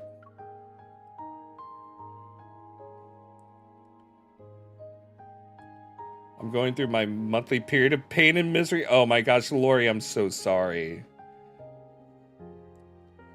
Well, thank you so much for hanging out with us. I hope you feel better soon. Backtrackers, Lumeria. Everything is starting to make sense now. But what about the life on a higher plane of existence, the emissary of the divine? Hey! It's our cute sidekick. Back from your leave already? Captain Jenna said you had some personal matters to take care of. Is everything okay? For my administrative leave, only Jenna knew about my visit to the ruins of the Gaia Research Center in the N109 zone. After hesitating for a moment, I shake my head and smoothly change the subject. I'm fine. You could say I went back home. By the way, have you heard of the term emissary of the divine before? It's supposedly connected to the civilizations on a higher plane of existence. Among all the rampant doomsday theories, the concept of being watched by civilizations with higher dimensional beings is actually the easiest to understand. It can mean a messenger who can communicate with godlike entities. Even if they do exist, finding someone like that would be I love how harder than Nero finding doesn't get to have a 3D model. He's only like a 2D creature. Only the pretty boys and the prettiest of girls get to have 3D models. The sound of typing behind me suddenly stops. When I raise my head, I see Nero has come over to join the discussion. And if those higher dimensional life forms aren't saying anything, well, even an emissary might not know they're one. I've also heard that the next mass extinction might be just around the corner. You say that like you're excited, Tara, please. Nero suddenly rubs the area between his eyebrows. He's unconvinced. Isn't that just propaganda spread by prototists to push for the development of protocore technology?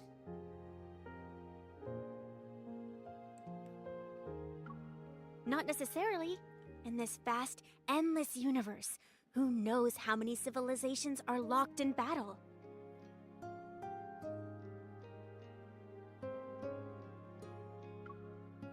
Our Earth might be the only surviving blue dot among them all.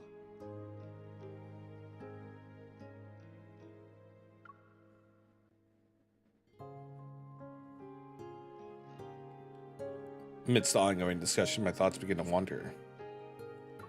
Maybe Ever thinks their civilization is already approaching the limits of biological evolution. Pursuing the transcendence of evolution to counter this supposed crisis, that must be their true objective. As a side note, there were strange omens before the 2034 Chrono Rift catastrophe. A polar night was present for 3 consecutive days. While conversing, everyone unconsciously turns to look at the heavy snow outside. It falls as if descending from the cosmos itself. Regardless of whether Earth falls apart or the world ends, as long as the subway runs and wanderers exist, we need to fulfill our duties as hunters and protect this city. That's right, Tara. Who cares about the world ending? As long as we can do our jobs. For the man. When we are together, story 8.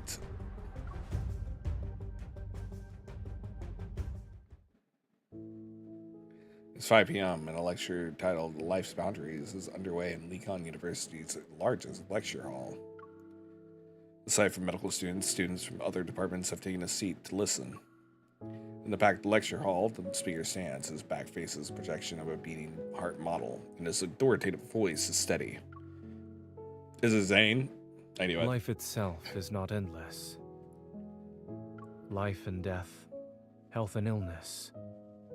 These seemingly opposing concepts maintain the balance of life itself. An inquisitive student raises her hand. But with today's medical technology, we can potentially do gene editing, cellular regeneration, and even human modification.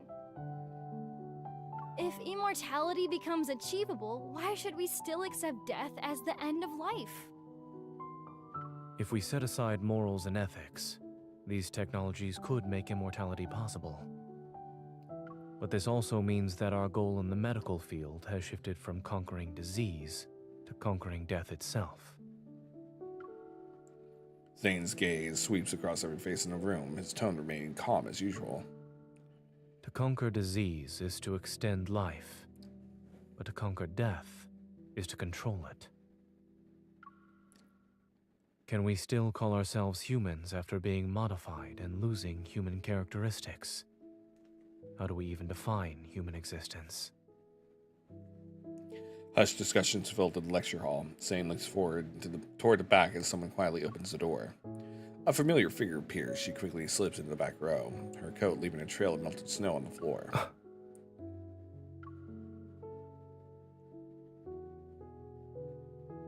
He quickly shifts his gaze and continues with his previous point.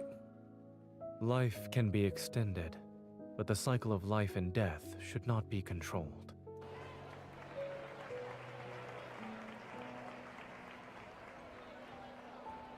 After the lecture ends, Zane is completely surrounded by eager students. I sit in the back row and wait as students file out behind me. Did you see the news?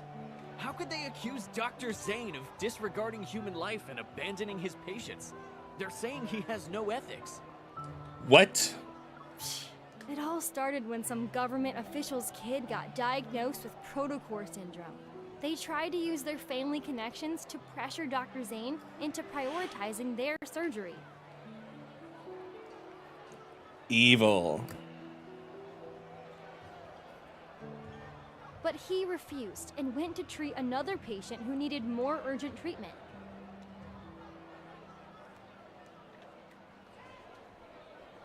Oh. So that's why they're spreading all those nasty rumors about Dr. Zane online. What a piece of work. Sobbing. Oh. Oh no, it's Zane. Game didn't let you use your name for MC back when you first started playing, and I was like, and then the story starts and you immediately meet Tara, and it was like, oh, so that's why. Yeah, 2 Taras in one story would be confusing. But that's silly. Also, super rare.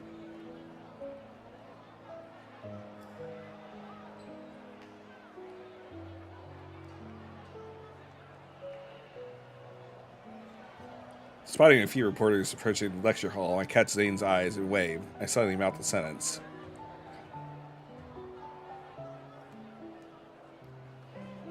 Come here, Dr. Zane. Zane glances in my direction, nods, and makes his way through the crowd of students. That will be all for today. Someone is waiting for me.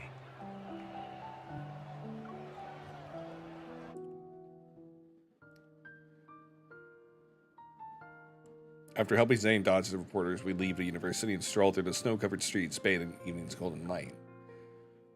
You're good at making complex topics clear and accessible, Dr. Zane. If I were a few years younger, I'd sneak into your lectures every day. Really?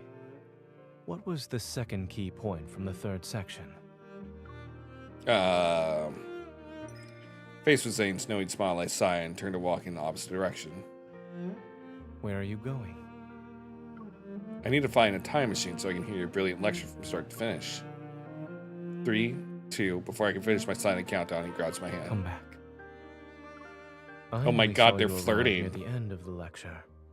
The time machine must have not been invented yet.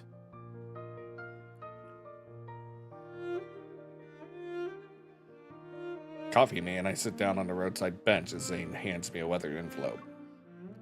Here's the information you requested. The wax seal on the envelope is still intact. The documents themselves have small creases. Exchanging documents while sitting on a bench. We're like those secret agents trying to save the world in 008 movies. Oh my god. Given what you've asked me to investigate, it is certainly a secret that concerns the fate of the world.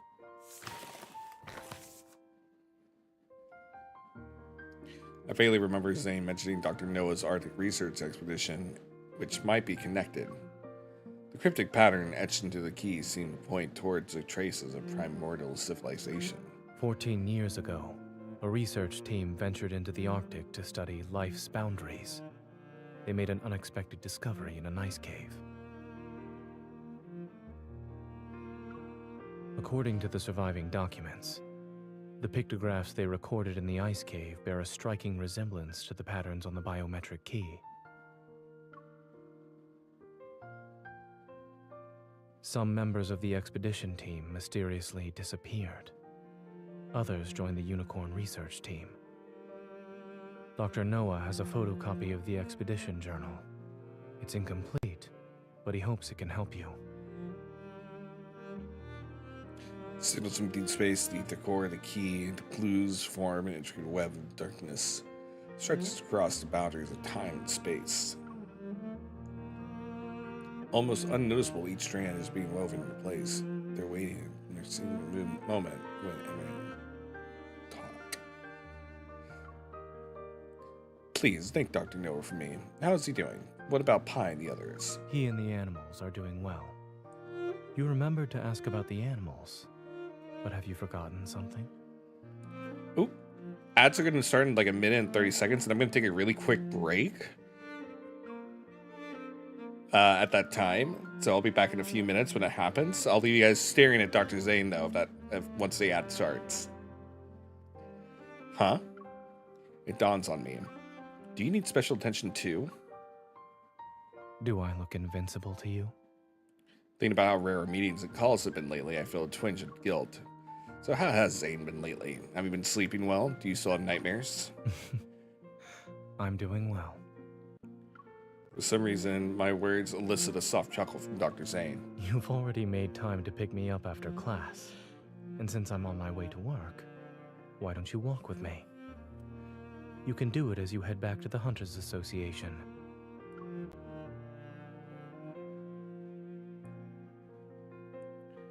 Traffic is at a standstill during the evening rush hour. Fortunately, Axo Hospital and the association were in walking distance, so we decided to continue on foot. Snowflakes dance through the streets as the intersection's traffic light turns red. The flow of vehicles stop. Excuse me?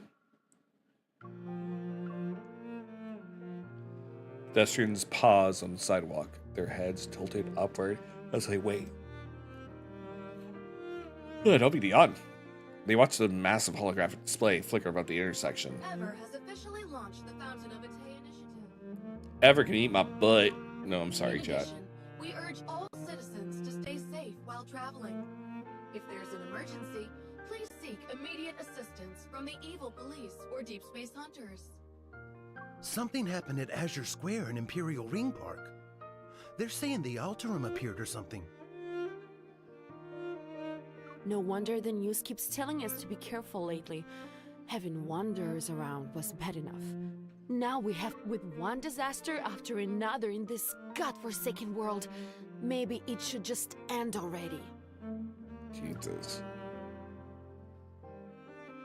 Can't help but stifle a laugh as the light turns green. Traffic and pedestrians start moving again. And for our final story, a medical controversy surrounding protocore syndrome has drawn widespread public attention.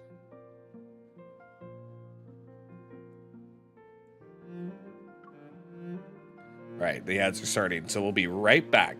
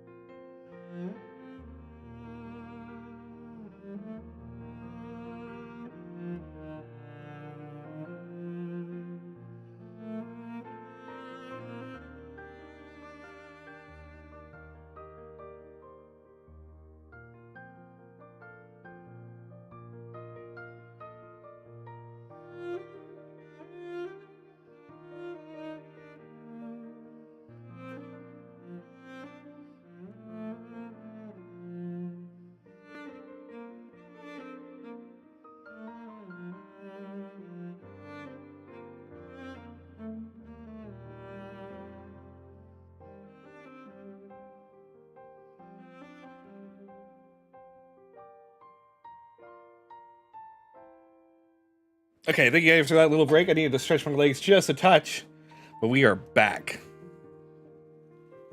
Thank you. Are doctors healing or killing? And the future of Protocore Syndrome, these sensational headlines drift past my ears in quick succession. Despite being at the center of this media swarm, Zane doesn't even glance at the screen. Zane's too busy dropping aura and hype moments to care. The news keeps using that same stone-faced picture of you from Axel Hospital's website. It's basically decades old at this point. What? Are you tired of looking at it? I was just thinking, if Dr. Zane had smiled even 1 pixel's worth in that photo, then maybe these rumors wouldn't have gone so far. Zane tilts his head as if he's playing along. He shows the tiniest hint of a smile. But no matter what challenges or criticisms we face, nothing seems to shake your decisions or our judgment. What about you? What about you? Although you're not saying anything, I can tell something is on your mind. If it's a long story, well, this path might be short, but we can always turn around and walk some more.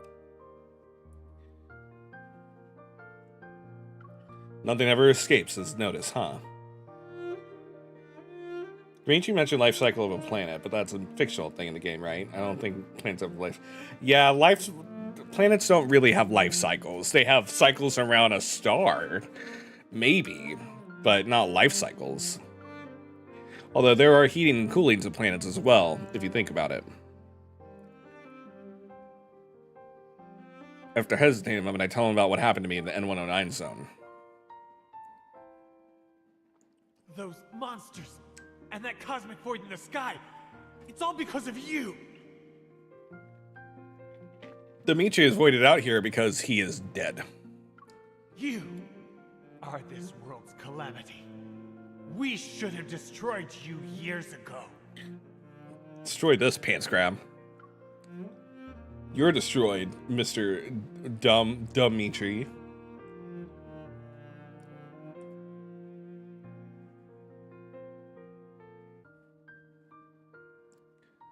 The Gaia Research Center, the Unicorn Laboratory, the Collision Chamber, and the Spatium Core absorbed in my body. That man's final moments, filled with resentment and rage, remain vivid in my mind. I'm constantly reminded of one thing.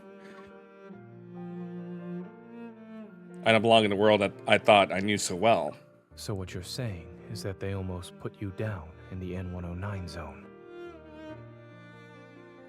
That's exactly what I'm saying. Wait, hold on. I think I might have skipped something. You didn't have to phrase it like that. He wanted to dispose of me like I was some kind of medical waste. Zane's lips curve into a slight smile as he tucks my cold fingers into his coat pocket. I'm walking down this path now. It's strangely surreal. Are you more lost now? Or more certain?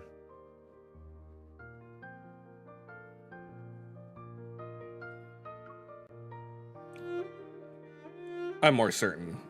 At least now I know who I am and why Ever wants to use me. From now on, I'll have a better idea of what I'm hoping to achieve in my search for the Ether Core. Yes, I believe you. What if I end up destroying the world one day? Give me a heads up before you do. I'll make sure to use up all my vacation days first. That's funny. At the last intersection, our brief walk quickly comes to an end amidst a crowd. After we cross the street, we'll return to our work and face the challenges that life has in store for us. A wave of sadness washes over me because we have to say goodbye. Already, I force myself to smile. Let's do our best, Zane. Wait. Wait! They don't love you like I love you. Just as I take my hand away from his, he catches it again. Then he pulls me closer, and I'm almost completely enveloped in his coat. Looking down, I notice he's carrying his laptop bag and a simple, understated gift bag. He takes out a scarf from it. The soft fabric gives off a gentle, warm glow under the streetlight. Today's not even a holiday. Why do you have a gift for me? I didn't have a good excuse. But after hearing about your rather fascinating origin story... He slightly leans down and carefully wraps the scarf around my shoulders. Let's call it a celebration of your arrival in this world. Hell yeah. Mix of uncertain emotions well up inside me. They gradually melt away with the warmth of his touch. Sorry, Annie. Did you find time in your busy schedule to knit the scarf, Dr. Zane? I picked it out. Is it not sincere enough? He raised his hand to smooth my disheveled hair. The snowflakes that landed on his forehead slowly melt away. Whether it's ever or something else, the path you've chosen will be full of challenges. You'll encounter many people with ill intentions. But more importantly, you must be confident. I'm super hip and cool and awesome. Yep. There are certain things that you can never take back. Like venereal diseases. So that's why you gotta use protection, kids. Yep. There you go. Wisdom from Dr. Zane. The vast expanse of snow, neither of us takes a step forward. That my first correct choice for today must have been seeing you. Thank you for choosing me. You're welcome.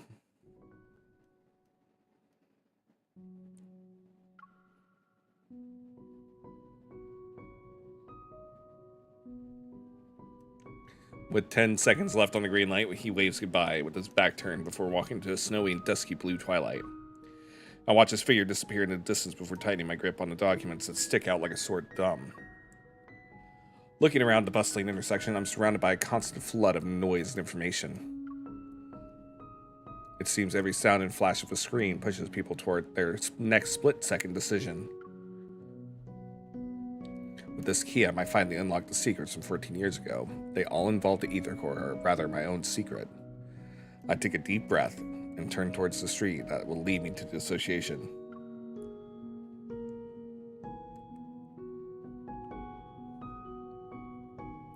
Story.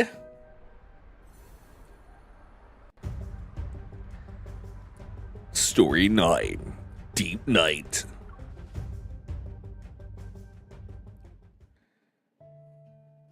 Heavy snow falls steadily as darkness settles earlier than usual. Standing tall in the heart of the city, Axo Hospital remains brightly lit as always. Are doctors healing or killing? Exposing the dark truth behind Axo Hospital's division of cardiac surgery? What kind of ridiculous headlines are these? The coolest ones. Oh, please. Dr. Zane has plenty of connections. He's treated everyone from the mayor to gang members. Besides, Axo Hospital has plenty of friends in reputable media outlets. If it comes down to a media war, no one can predict the winner. Yvonne sounds hot. You don't appear to be very busy. Everyone instantly straightens up like soldiers at attention once they hear a familiar voice. Nervous, they greet Dr. Zane. Grayson, contact Dr. Joel at Chansha Hospital and ask him to send over the files for those Protocore syndrome patients. We need to develop a new treatment plan for the patient with abnormal symptoms in bed number 12. They were transferred from the ER. Me too. Got it. I'll contact him right away. We might see more cases with abnormal symptoms, with patients being frequently transferred from the ER. Yeah, more Everyone ladies. needs to be on call.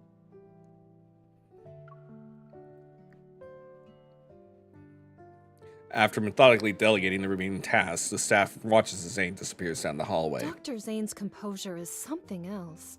He's not that much older than us, too. How is there such a huge gap? It's like the difference between gods and mortals. We can only admire him from afar. Come on, let's get back to work. The best way we can help Dr. Zane is by doing our jobs well.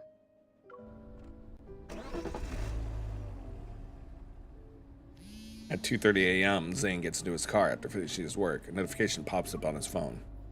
The hospital director approved his application for the medical research project.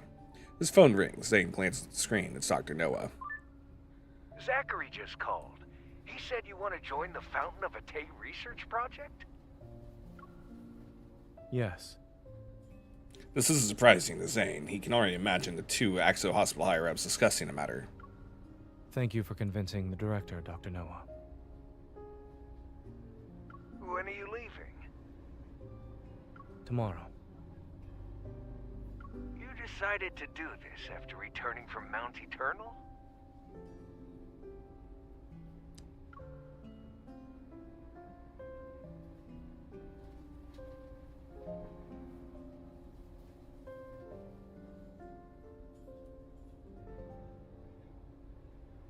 Silence fills the air in response, but the answer is already clear. Sorry, I'd zoned out for a second. Surprisingly fast whenever it involves that. Been so sleepy lately. I know, because my sleep schedule is absolutely ruined, but still.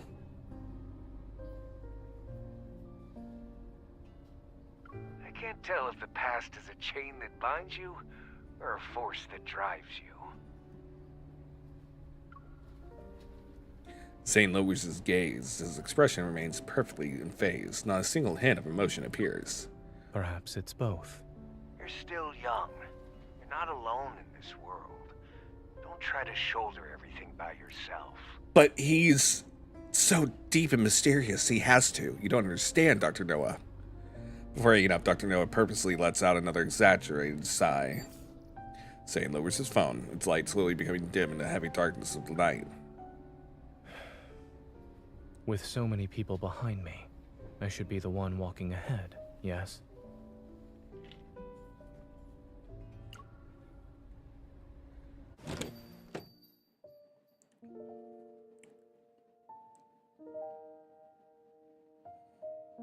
At 3 in the morning, a lone car glides across the wet streets before coming to a stop in front of Maltosio.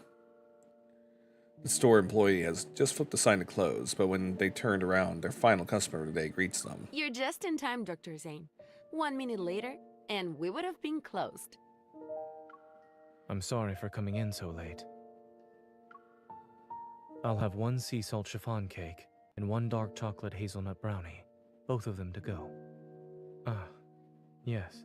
For the next month, could you please deliver 1 dessert each day to this address? A whole month? You can't do it? We can. It's just that you've already reached our highest tier for reward points. We can't give you anything else right now. Are you going on another trip, Dr. Zane? I want all that food he just ordered, by the way. I'm feeling hungry. Zane nods. Please deliver the new menu items when they become available. Thank you. Don't worry. I wrote down the address. Let me just confirm the customer's name 1 more time. This is the young lady, right? Hey, that's me! I'm getting desserts. Ha! Be jealous, chat. As he places desserts on the passenger seats, he notices the snow has already accumulated. It's about 1 inch deep on the road. Car radio broadcasts tomorrow's weather report. Overcast skies with heavy snow again. Experts have yet to determine the cause of these unusual weather patterns. Zane lowers his head, opens his recent contacts, and carefully writes a message about his departure. As he imagines her reaction, he's embraced in a reverie, his features softening with a gentle tenderness. After sending the message, he opens the notes on his phone. The most recent entry was made at 4 a.m., the day before yesterday.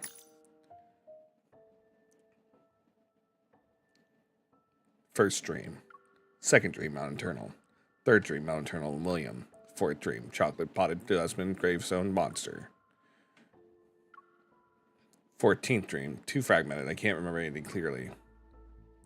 Ever since he returned from Chansia City, these nightmares have appeared more frequently. It's as if fate is sending them omens.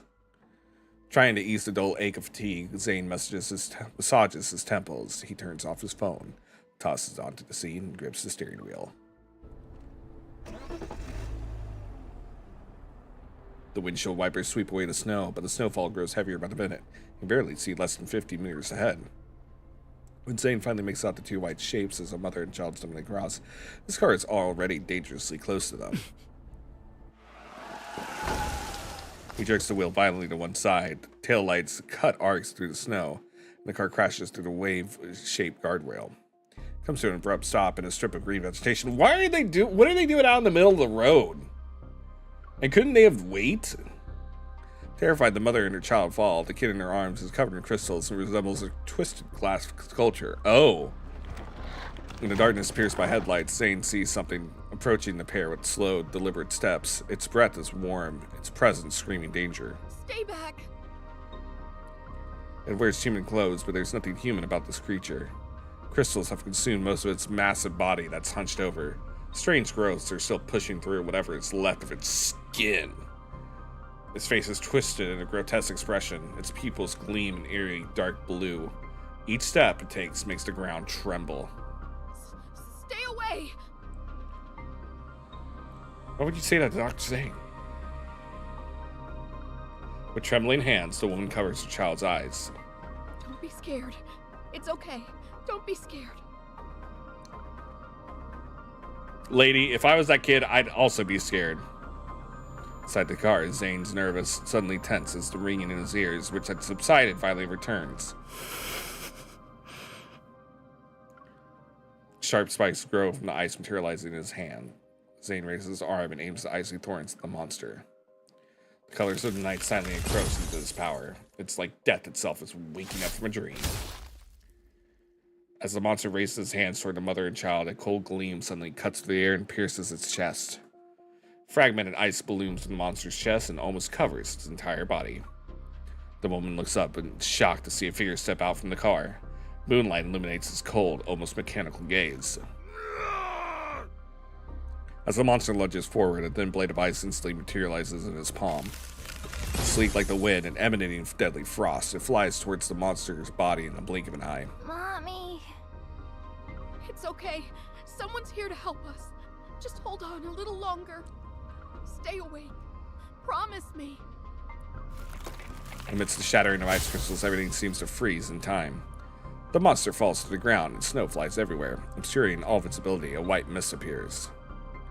A violent gust of wind howls and sends ice crystals toward the motionless woman. Still dazed from the recent brush with death, she stares ahead. From the blizzard, footsteps approach. Each step echoes and is like the ticking of a countdown. Please, save my son. He hasn't turned into a monster yet. He won't become one of them.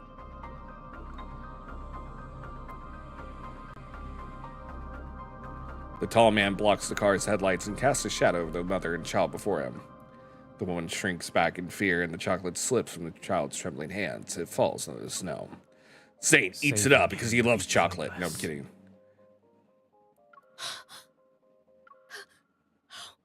How dare you? Ignoring her anger, Zane bends down to pick up the chocolate and holds it out to her. Ice crystals fall from his fingertips, landing on the chocolate's wrapper. They melt to wash away the blossoming bloodstains. He's beyond saving. No! He hasn't turned into a monster! He's still alive! He... Heart-wrenching sobs slice through the darkness as clouds once again obscure the moon. Zane's silhouette quickly dissolves into the snowy night. Da-da-dun! Da-da-da-da-da-dun! Da-da-dun! Da-da-da-da-da-dun! Ooh! Getting the challenge? Okay. Alright, Mr. Zane. You gotta fight now. It's time to fight! Let's delete these people real fast.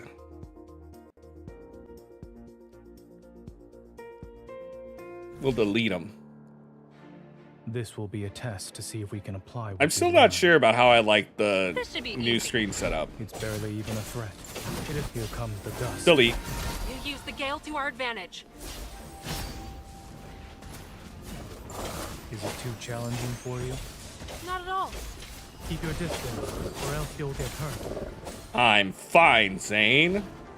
Don't you worry about me, young man. You use the gale to our advantage. How? Bring it on. Threats are only temporary. Melting like snowflakes. We're so good at this game, chat.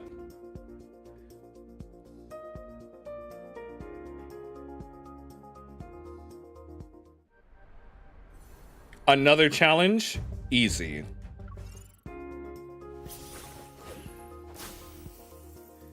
Easy for a pro like me. Pro gamer Chris Nekomata.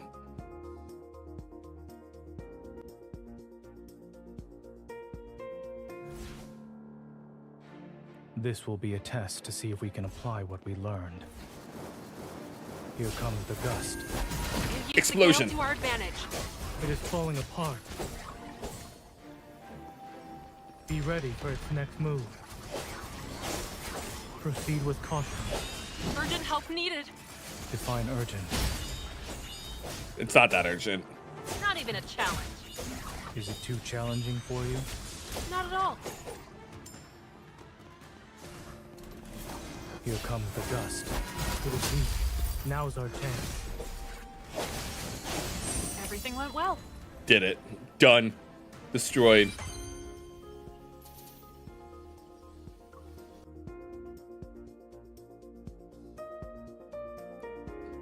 I think we get another challenge after this. I think they come in 3s. I'm not scared. We'll delete them too. Bam, bam, bam, bam, bam. Bam, ba-down. This will be a test to see if we can apply what we... Oh, it's that thing that Silas has sometimes. You can't always be on the offensive. Here comes Yes, I the can. dust. Watch. Use the gale to our advantage. Watch me. Whack I'll it do on the it. head. Nice and loud. I'm okay. Let's take it down first. Watch where it's going. Keep your distance, or else you'll get hurt. Here comes the gust. It is Bonk. weak. Now's our chance. Urgent help needed. The threats are only temporary. Deleted. Melting like snowflakes. Did it. I'm the best. Look at that.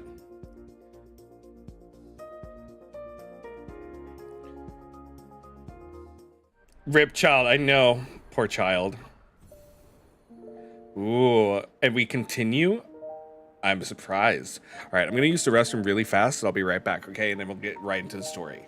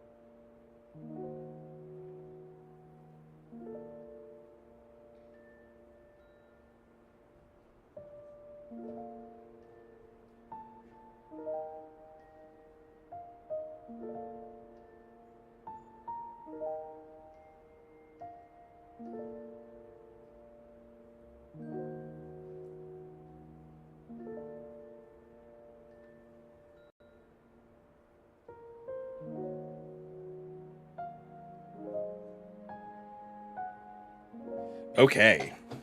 Thank you guys. I just needed to really stretch my legs and I got a little bit more coffee. Let's continue with chapter 3 of Death and Rebirth, Cosmic Spec.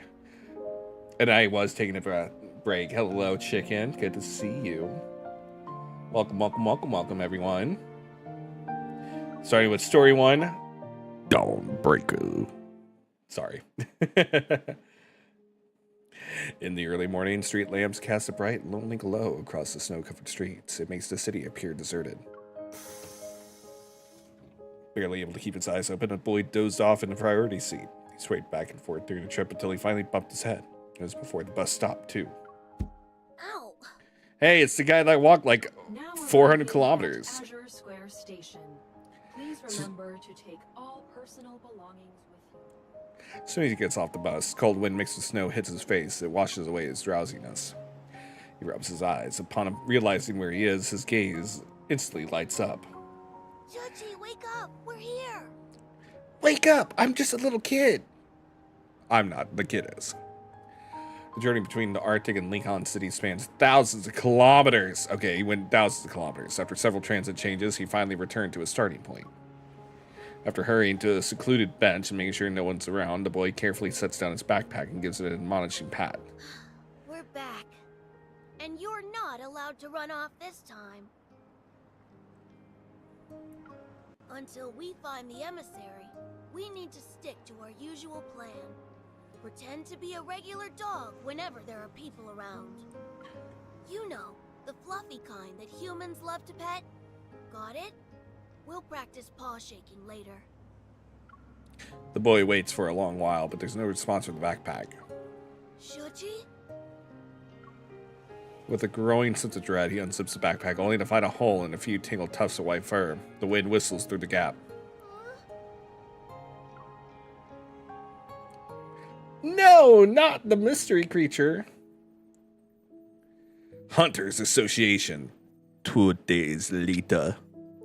Studying the documents Zane gave me, I searched through every library and archive in Lincoln City. I tried my best to uncover the information about cosmic civilizations hidden in the biometric key, but every search has come up empty. Several days of running around have taught me one thing, though. Unlocking the key's secrets won't be something I can accomplish overnight. But right now, something else has caught my attention. Go! It's Mother. These are special pathological cases where the subjects retain a human's physical features, but their consciousness has been eroded. Only primitive aggression and instincts remain. For now, we're designating them as Alterum. These Alterum share one common characteristic too. They were diagnosed with protocore syndrome. Oh no. Protocore syndrome. 2 days ago, I received an unexpected message from Zane at midnight. It was long after he parted ways. I have to go on a business trip. It's not dangerous, but we might not be able to contact each other for a while. Don't worry. P.S. I'm not going to Mount Eternal. These sudden announcements had become the norm. I scrolled through my emojis and sent back a happy snowman with ellipses above its head. The words protocore syndrome act like a signal. They connect my earliest suspicions to create a clear pattern. This is under Zane's field of expertise. Could his sudden departure be connected to these Alterum? The description of the Alterum reminds me of those so-called specimens I encountered in Skyhaven. With the Alterum appearing in Lincoln City, does this mean the fountain of Atai has entered another phase? But according to these forum posts, a mysterious figure has appeared these past few days. They strike before the police do, and their codename is apparently Dawnbreaker. They always manage to deal with the Alterum before the police can arrive. Wait, what? Another urban legend? Tara wouldn't lie. Focus.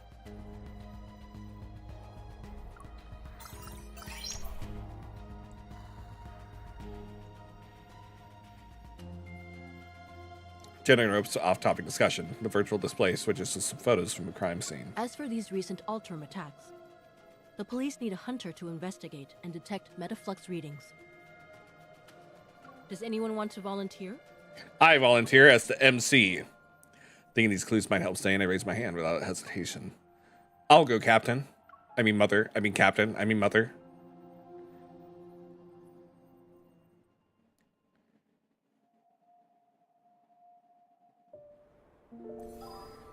Blind spot.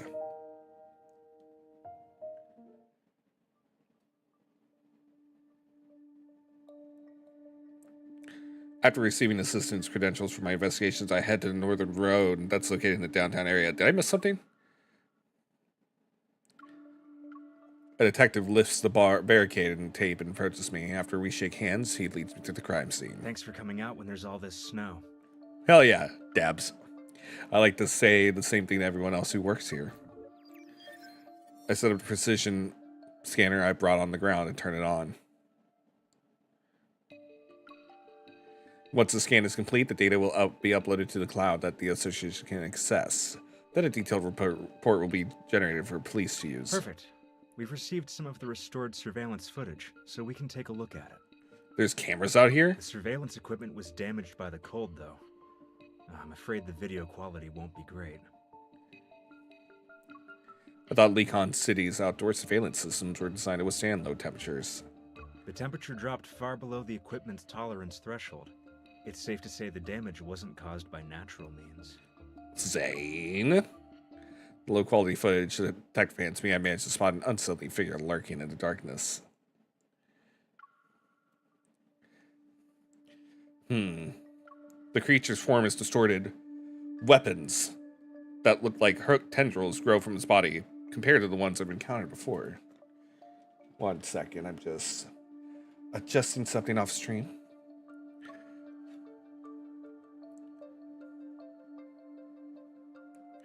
They seem to have grown significantly stronger. What about Dawnbreaker? Did you catch them on camera?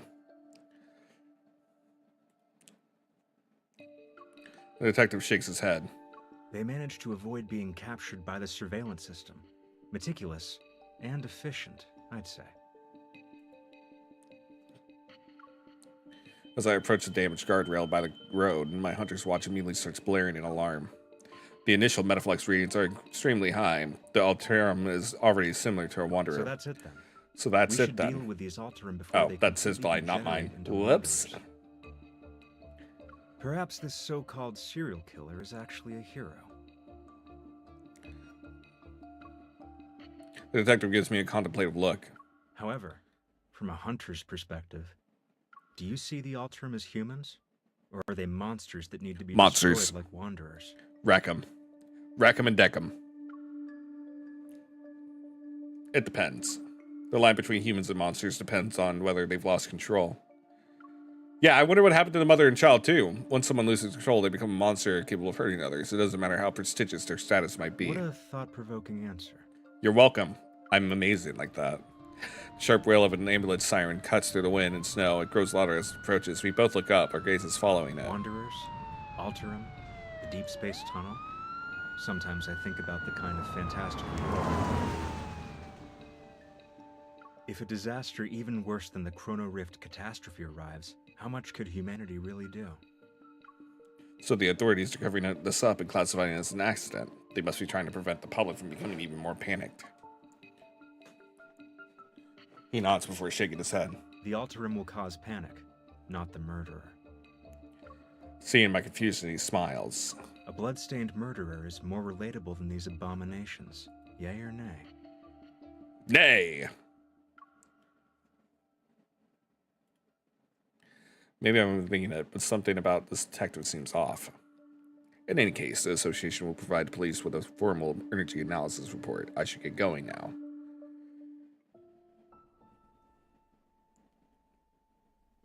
On my way home, I opened the forum post that Tara sent me a few minutes ago. It's about Dawnbreaker. Urban mysteries. Let's expose the truth about the mysterious killer who only appears in snowy dawns. Dawnbreaker. Has anyone else noticed that the Altrum and Lekon City have been slowly disappearing these past few days? That's because a mysterious killer has appeared in Lekon City, the Dawnbreaker. They appear between dawn and sunrise, vanishing without a trace at daybreak. Hunting Altrum ahead of the police. Inside scoop, 100% legit information, but don't ask me which insider. I can't say more. He could break my dawn, Ayo. Break her dawn, not her heart, as they say. Missing you in Lincoln. No, wait, this is real. My uncle works as a dispatcher at the Hunter Center. He's never mentioned anything like this. Escape from Earth at night. Missing you in Lincoln. The last 10 people who claim to have insider uncles already got cease and desist letters. Want to be next in line? Dawn Shift Ender. Those Altrum things are just way too terrifying. Getting rid of them quickly is definitely for the best. 4-day worker to be. LOL. Fake. OP's opinion. OP's probably just some writer hired by the Cypher Clicks. True. Dawnbreaker. Daltrum and Dawnbreaker. These names sound like links in a food chain. Destiny exists in a perpetual cycle of predator and prey. Those monsters, come to think of it, I'm not so different from them, except I'm hot. Will there come a day when others will try to erase my existence? That's already happened, MC.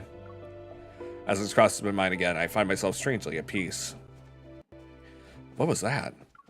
I hear a strange noise behind me. When I turn around, I notice foot. No, paw prints on the ground. What kind of animal left these? A squirrel, maybe? Or a stray dog? Confused, I stand there, but then a white blur darts past in my periphery. My scarf suddenly tightens around my neck before vanishing. When I come to my senses, all that's left in the snow is a chaotic trail of footprints. The white blur has already vanished into darkness around the street corner. My scarf! That bish! In the rundown, gloomy alleyway, only scattered spots of light fall upon the snow-covered ground. A dead end. I took my scarf too. Where did it go? Snow falls silently. My surroundings are so quiet that even the snow sound of breathing seems jarring. Are you going to drag me back? Are you going? I won't return. Wait. You're Dawnbreaker. Just kill me already. Dawnbreaker. My heart races as I hold my breath and silently move forward. As soon as I turn the corner, I raise my gun at the shadowy figure. You. Oh, not my line. In the dim lighting, several objects coldly flash from the figure's palm. They're ice shards, and they pin the teenager's sleeves and pant legs to the wall. Black crystals covers the teenage's left arm and neck, but he's different from the test subjects I encountered in Skyhaven. The realization hits me. He's an Alterum. I said you could kill me, not torture. I suggest you stay quiet. That voice. That hair. I freeze upon hearing a familiar voice and move my finger away from the trigger. In that split second, a sharp ice shard cuts through the air. It barely misses my cheek. Dawnbreaker. Like the Grim Reaper, turns to face me. With cold indifference, he meets my gaze. Zane? The right creature that had vanished in the snowy night suddenly appears from out of nowhere. It jumps onto Zane.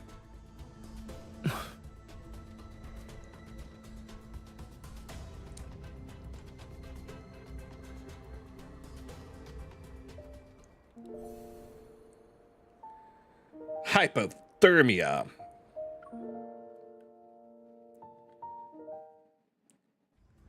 Taking advantage of Zane being momentarily distracted, the teenager breaks free from his restraints and pulls out a knife from his waist. With desperate wild eyes, he lunges at him.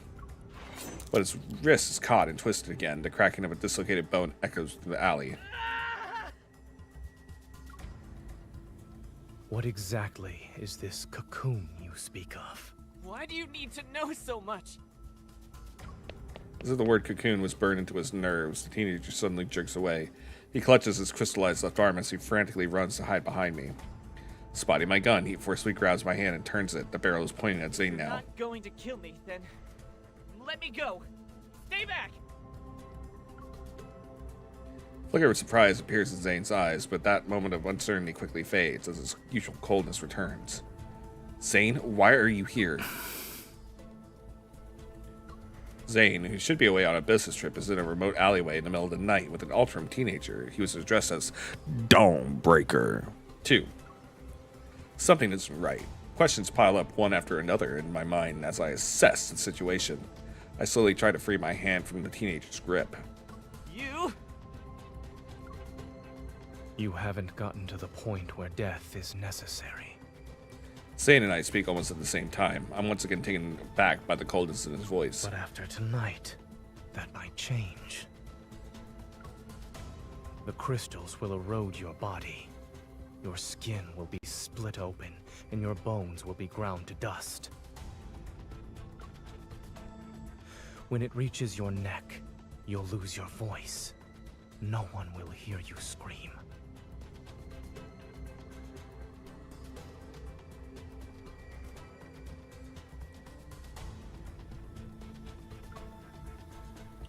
The person I've met before is the same one standing before me, yet this version of Zane feels like a stranger.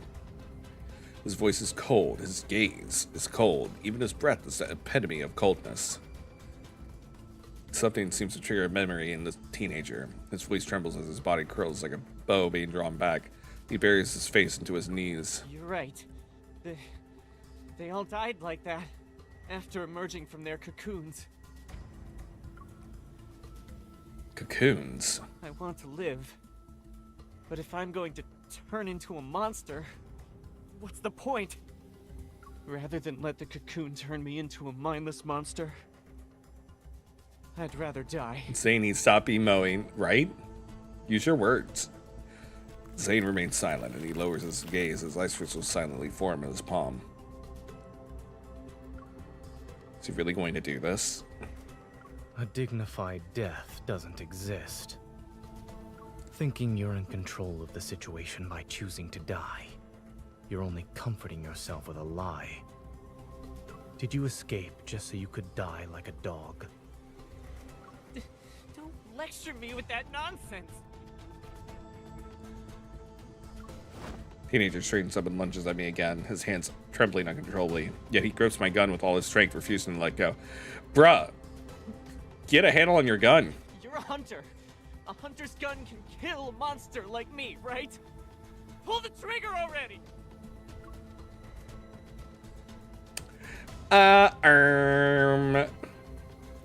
Shoot. Christina. Fine, if you really want to die, I'll pull the trigger. I raise my gun and aim it at the teenager who's still shocked. I mean, if he's going to turn into a monster. Ready? 3, 2. Wait! Snow crashes down from the wall above and scatters fine particles. The teenager opens his eyes, still shaking. He bites his pale lip. It was fake, just like your death wish. So stop saying you want to die. After several seconds pass, the teenager finally comes to his senses. He nods as if emerging from a trance. I steal a glance at Zane. His expression is completely serene and unmoved. It's as if he's an aloof observer, standing at the crossroads between life and death. I move closer to Zane, firmly hold his hand in place, and give the teenager a gentle smile. You heard what he said, right? He said you can't die yet. He's the best cardiac surgeon in the city. If he says there's hope for you, then you can be optimistic about the future. He's a doctor? Hell yeah. I know he might not look the part right now, but he really is the best in his field. Just don't misunderstand his intentions. You need to go. Now. The teenager freezes for a moment. As soon as Zane shifts his foot ever so slightly, the teenager spins around and runs away.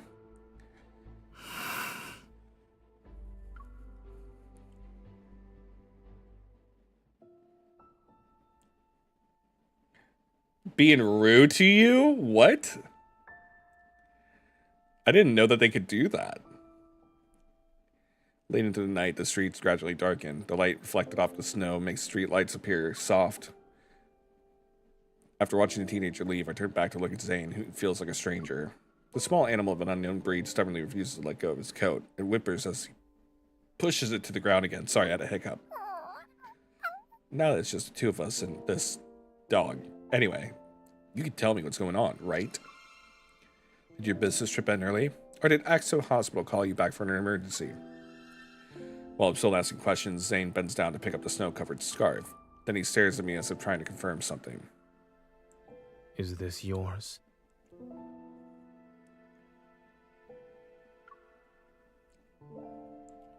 If I remember correctly, this is a scarf you picked out 3 days ago. Oh, then it's mine. As soon as he says this, Zane walks right past me. Where are you going? Wait, where are you going? It's none of your business. But Axel Hospital is to the north and your home is to the south. I know. He stops in the snow and gives me a cold glance over his shoulder. His voice is devoid of any emotion. The subway station is this way.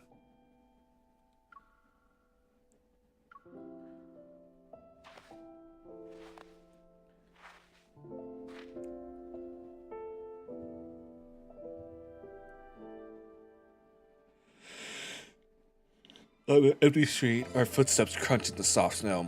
With his tall stature and long legs, Zane strides quickly and widens the distance between us. You get back here, you tall boy. I have no idea where he's heading or why he's acting like he forgot who I am. All I can do is quicken my pace to catch up to him.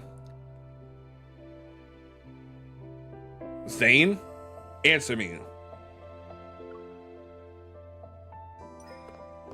I step in front of him to block his path. A mix of frustration and disbelief makes my chest tighten. What's the matter? That's my line. Has your evil gone out of control again?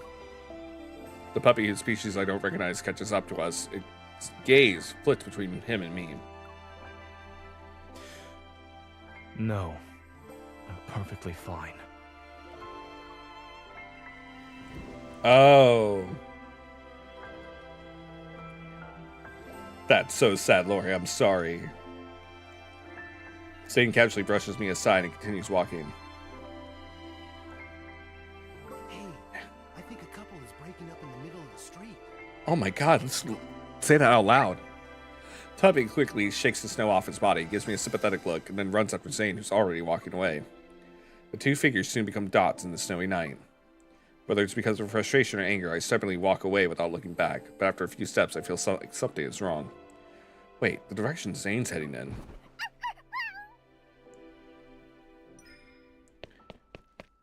My heart races as I quickly follow the footprints in the snow.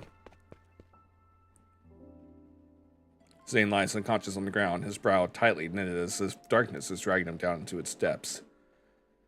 Zane? I crouch and shake his shoulders, but he doesn't respond no matter what I do. Can't just leave him like this. I try to help Zane up. As my fingers brush against his neck, I feel a layer of frost. It's unnaturally black. Could this be related to his nightmares again? A heavy sense of foreboding weighs on my mind, but getting him out of here comes first. I struggle to support Zane's weight as I drag him along, one step at a time. Why was he talking about taking the subway? This path actually leads to my apartment complex.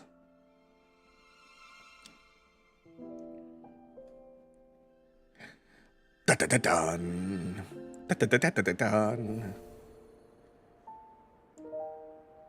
Story 4. In the Dream.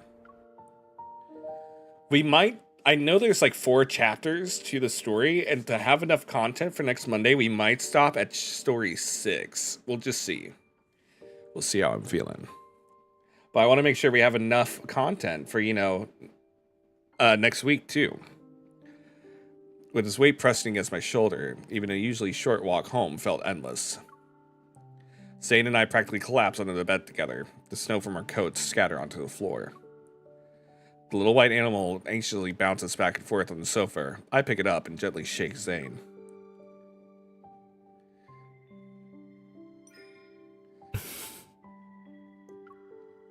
His eyes remain closed. A streak of black silently emerges from his sleeve and creeps along his veins until it reaches the back of his hand. The black ice that appeared on his neck has already spread to this area. I need to wake him up from this dream. Reach out toward the side of Zane's neck and gather my power.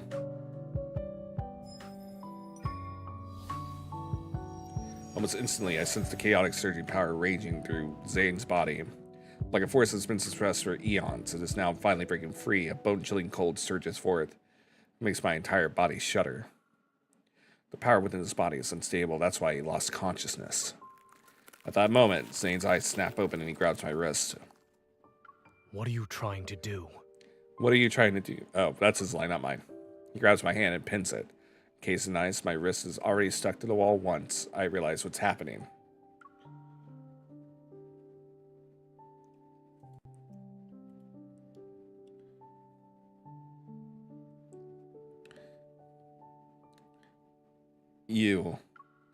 I take several deep breaths to compose myself. I'm trying to help you treat the black ice. When did it start appearing? While I was dreaming. Oh, that's his line, not mine. He lets go of my wrist, and the ice crystals dissolve with it. Yeah, I want to make sure we have enough content, so I don't want to like overly do it today.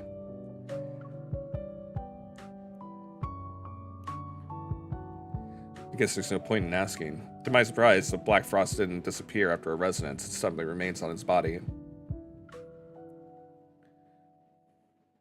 Nevertheless, Zane appears much better than before. Remembering how cold he felt, I take out a thermometer to check Zane's temperature. Wait, I already said that. Extremely low temperature detected.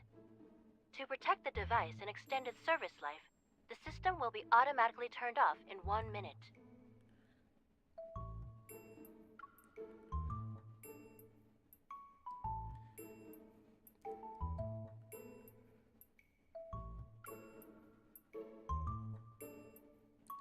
The reason for the extremely low temperature isn't concerned and tries to prop himself up. Seeing this, I pull out an old-fashioned infrared thermometer and aim it at him. Freeze. I press the sensor against his forehead and playfully pull the trigger. You're being childish. As expected, he doesn't move. Beep. Lost in thought. I stare at the screen showing his abnormally low temperature. No wonder all the surveillance cameras at the crime scene were damaged by extreme cold. Even though I'm not sure if it'll help, I take out 2 fever pills and hand them to Zane, along with a glass of warm water. That's medicine. It's bitter. I'm not consuming it. Eat it, child! You're a doctor. You of all people can't complain about bitter medicine. For what must be the first time in his life, Zane's face shows an expression that can only be described as okay, and? Not knowing how to help him recover, I head to the kitchen and make fresh carrot juice. I doubt it'll do anything, though. Make him drink it. Drink this instead, it's your favorite. You know my preferences that well? Zane seems genuinely thirsty. He takes a glass, hesitates for a moment, then chugs it in one go. Well, do you want to give a more detailed review this time? Meets my gaze as the entire glass of carrot juice turns into a solid column of ice in his hand. It's awful. I see your hatred for carrots is written in your DNA. He is a bitter baby.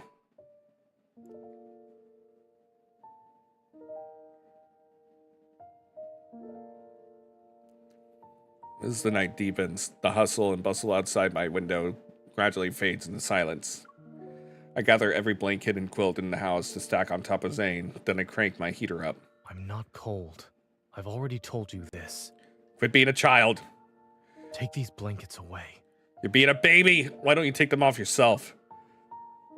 I don't have the strength.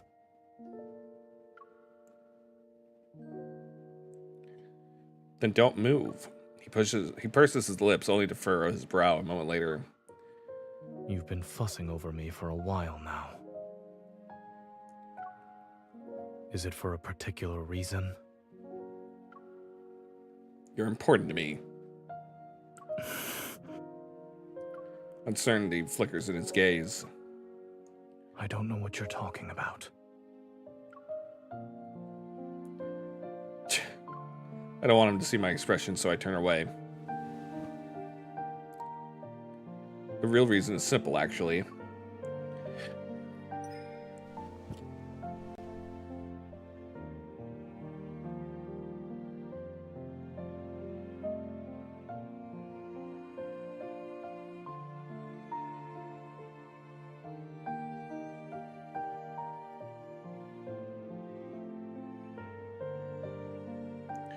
When he falls silent, I push away. Sorry, I had a cough.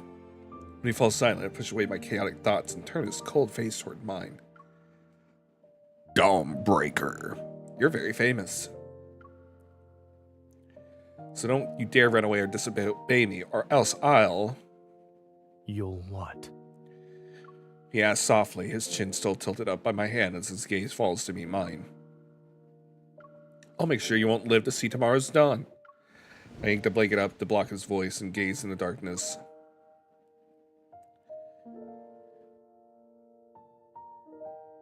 What you described is not the first time this happened to Zane. I witnessed it once when he was doing research with me at Mount Eternal.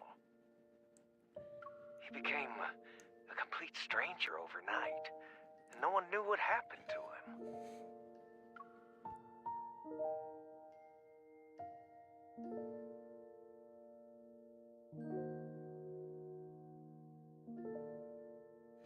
I figured this wasn't the first time Zane had been in this state. Doctors know his words only confirm my suspicions. How did he recover from it? That's something only he knows. Over the phone, Dr. No sounds just as troubled as me. Back then, he ventured deep into Mount Eternal by himself, as if he had something to do there. When we saw him the next day, he had returned to his usual self, the one we all knew. I guess whatever he needed to do was done. Mount Eternal. That place seems to be hiding a burden that Zane never been willing to speak about. My intuition tells me that whatever changed in Zane must have happened before the Mount Eternal incident. Those black ice crystals, seemingly out of reach, they linger somewhere in the depths of his memories.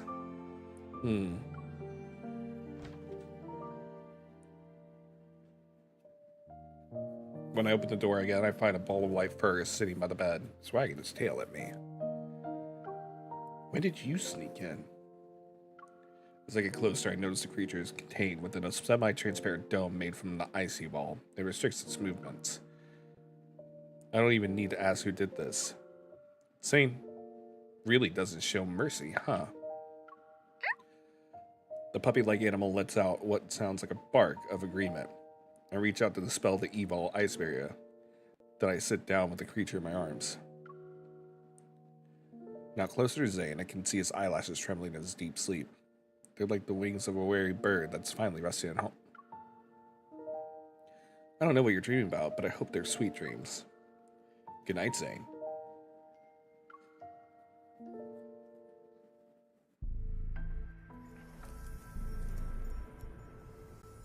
In the stillness of the night, only the white creature notices a faint sound. A subtle energy seems to be flowing. The white animal's ears twitch as it looks at Zane and the girl's joined hands. The cold, corrosive sensation gradually fades.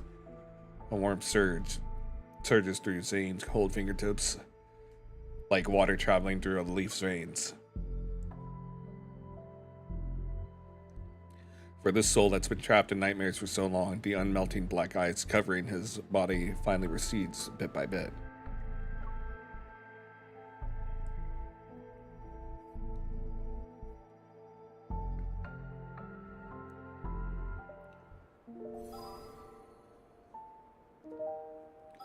Beyond the snow. The investigation into the Alterum and the unidentified suspect is still ongoing.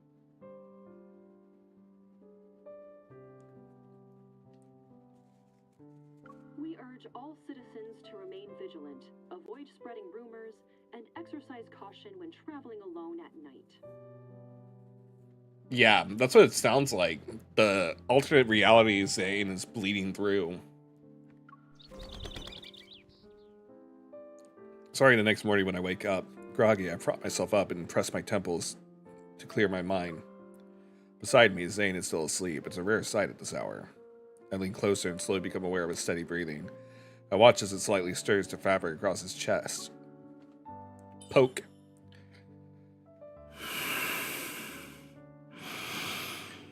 Breathing ASMR.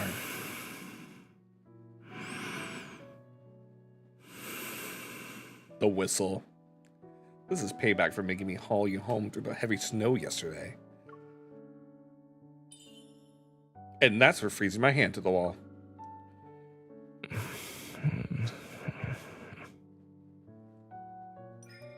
Holding back my laughter, I gave Zane's nose a gentle pinch. It really hurt when you froze my wrist, so I'll pinch your nose for that.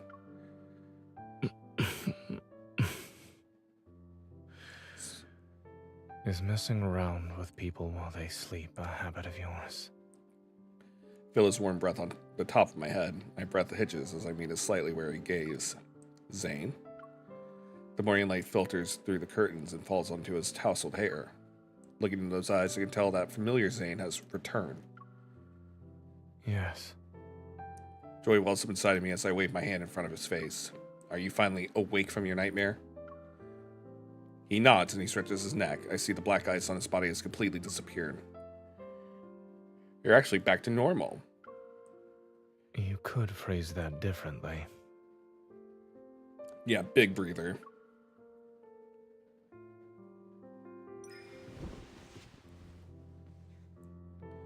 Before he can say more, I embrace him. He doesn't pull away and gently wraps his arm around my waist. Congratulations, I'm the first person you saw when you woke up. Yesterday, when I was in that nightmarish state, did I trouble you? Yes, a lot. You were a little childish. You were cold, distant, and had an unpredictable temper. You were even a little childish. But that was still you, wasn't it? I'll just think of it as seeing another side of you, Zane. Why do I hear a hint of disappointment in your voice? Seeing that cold and willful side of Zane, even for one night, reminded me of when we barely knew each other. I feel at ease as everything falls into place. A moment passes, and I look into his eyes again. How much do you remember about yesterday? What? How's the power failing? Hold on. It's charging. How's the power going down? Hold on. Maybe he needs a different outlet. Excuse me?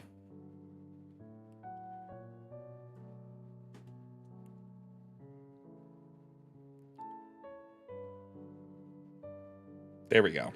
That was weird.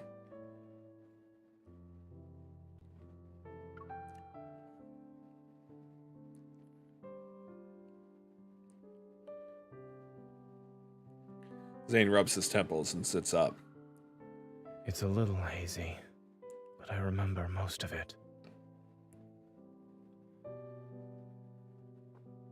Including how you froze my electronic devices and handed the wall, and how you even told me not to be nosy.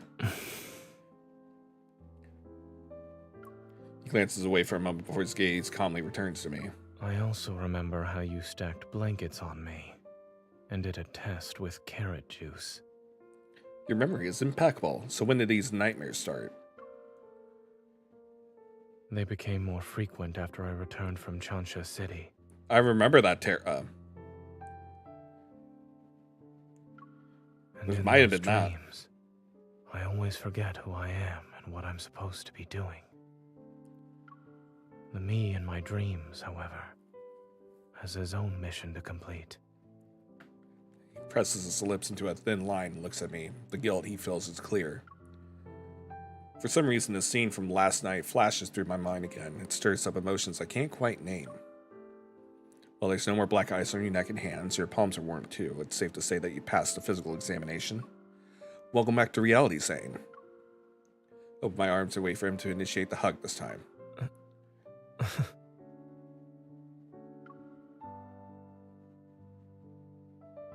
Zane hesitates before leaning down. Then he wraps his arm around me. His warm breath brushes against my neck. Good morning. Aww. Before taking Zane home, he comforts me to the association. I'm going to update them on my progress in the altar investigation. Dawnbreaker vanished overnight. Some people on the forums joked that he had been broken by the dawn.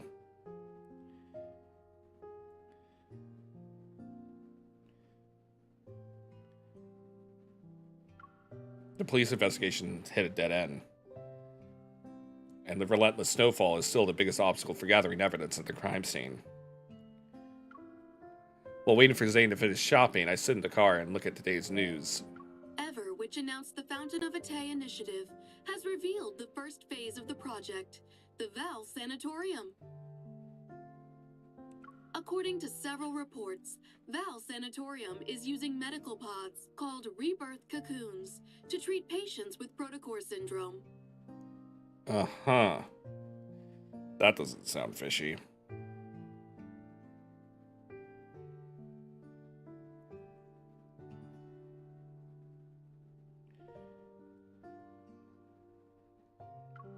Rebirth cocoons. My mind quickly latches onto this word. I heard this term yesterday. Oh, I gotta sneeze. 1 second. You're right. They all died like that, after emerging from their cocoons. Rather than let the cocoon turn me into a mindless monster, I'd rather die.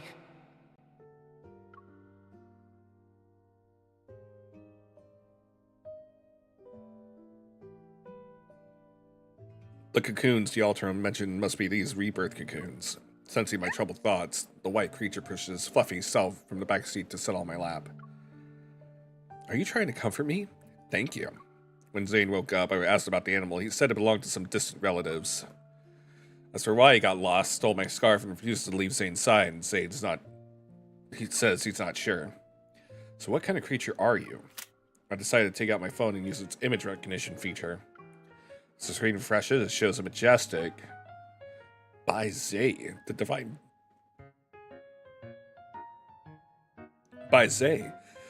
beast of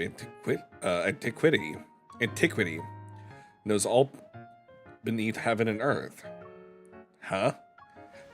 With trembling hands, I cup his face. My gaze travels from his clear eyes to the tiny horns protruding like fresh sprouts near his ears.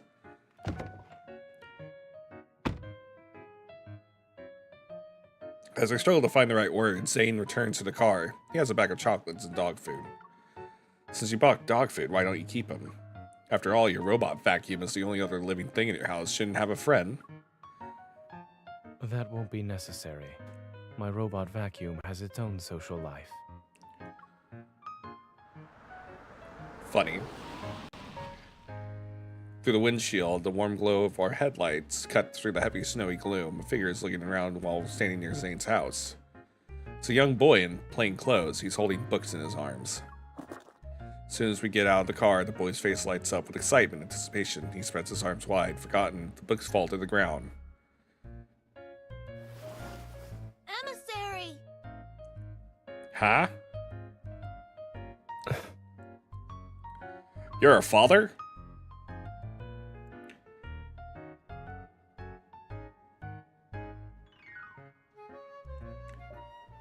He's a dad. And for our last story of the night.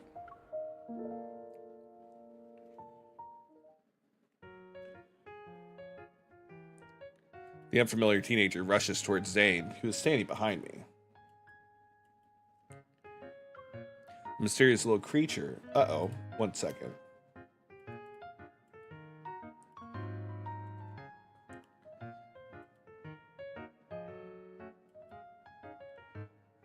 There we go.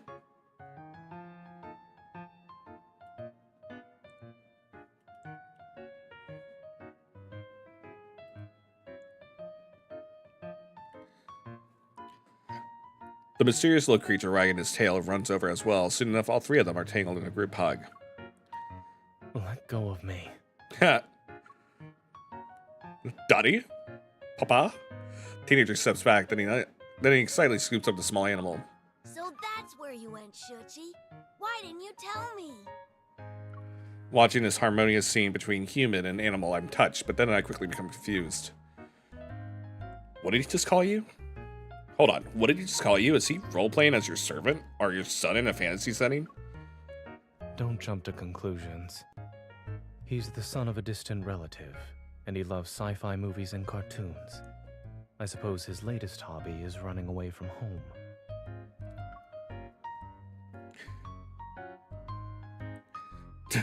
Hello, Kira. Good to see you. But now that I'm looking at him, this kid reminds me of... I studied the boy's round face, his straight posture, and those mature eyes sparkling with excitement. Come to think of it, there really is a teeny tiny resemblance. Hey! Before I can finish my sentence, Zane swiftly taps his knuckle against the top of my head. You should channel your brain power into writing a research paper instead. I'm just teasing you. I know you didn't look like this when you were young. I lean down to get a better look at the boy. He has delicate features and appears to be around 11 or 12 years old. Do you live in Lekon too? Well, you could say that. I live in the Fractal Library. Excuse me? In a nearby residential area. The Fractal Library? I've never heard of it before. Is it a new building? Knowing it's related to Zane, I find myself adopting a gentler, friendlier tone. Is this little guy your pet? What breed? Actually, what kind of animal is it? He's just a regular pet dog. He's not special. Go on, Shuchi. Bark. That's not the correct sound. Oh my god. Okay, now shake. The small creature glances at me and then Zane. He swallows his pride and places his paw on the boy's palm.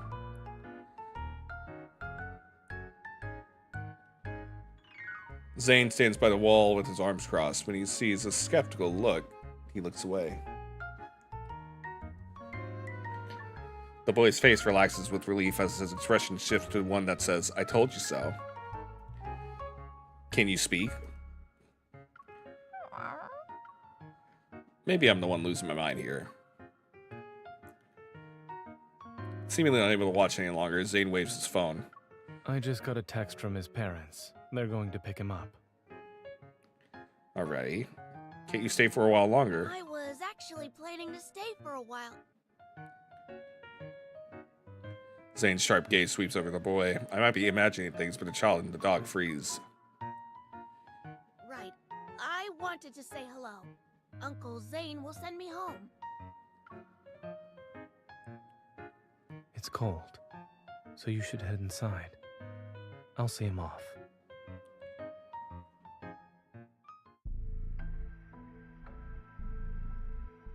In the dim daylight, Zane watches the girl wave goodbye. She's out of sight when she closes the door behind her.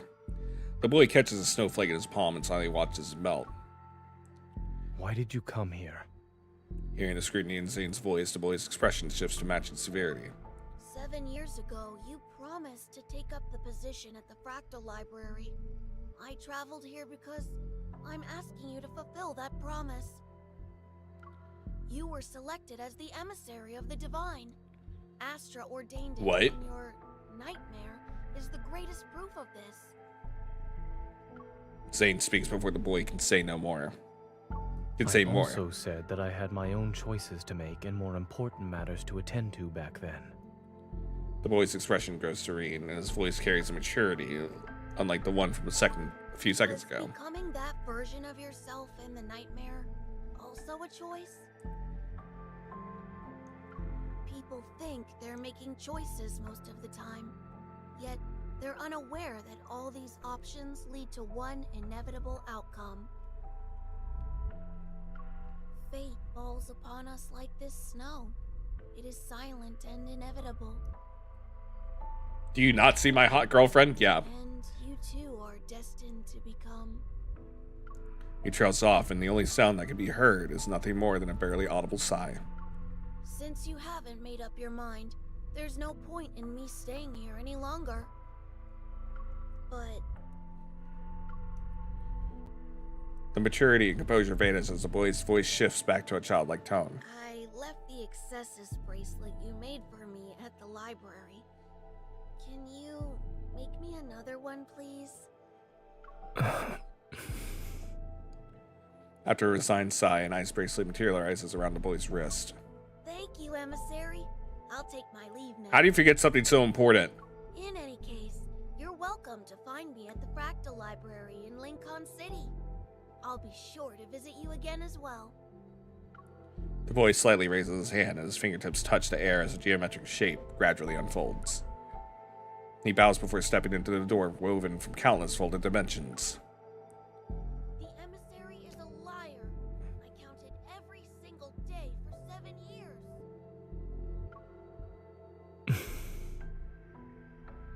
As if drawn to his accusation, the wind and snow seem to follow through the vanishing door. They're silent. The snow ceases, and Zane remembers the first time he entered the Fractal Library. Even though it's called a library, its exterior was remarkably ordinary. It was building nestled in a quiet corner of Lincoln City's silent street.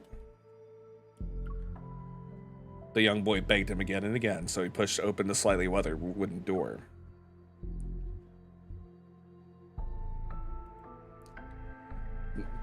There were neither bookshelves nor defined boundaries. Instead, an endless garden with intertwining paths appeared before him. And a library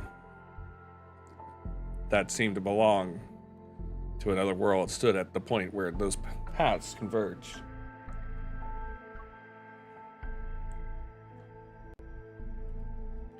As soon as Zane stepped into the backlight, he raised his head and saw countless bookshelves. They reached toward a tower's summit where sunlight poured in. The library's shelves were endless. They were like stairs that led to another dimension. Then a young person approached them and claimed that Zane and the young boy were the administrators of this place. In addition, Zane was destined to become the Fractal Library's owner. The young person told him that the Fractal Library, which stood at the intersection of dimensions, didn't really exist in any galaxy. Didn't belong to any civilization either. And each book in the library contained the fate of a world. Zane wondered if his own fate was among them. Perhaps his nightmares were hidden within a page of these large volumes from the moment he pushed open the door. On the night he returned home from the library, Zane had a different dream. In that unfamiliar world, he wore robes as he walked in a very tall tower. He was leafing through an ancient tome. Between its pages lay a jasmine petal from a spring day, and that spring day belonged to a timeline he had erased with his own hands. It would forever remain unknown to anyone.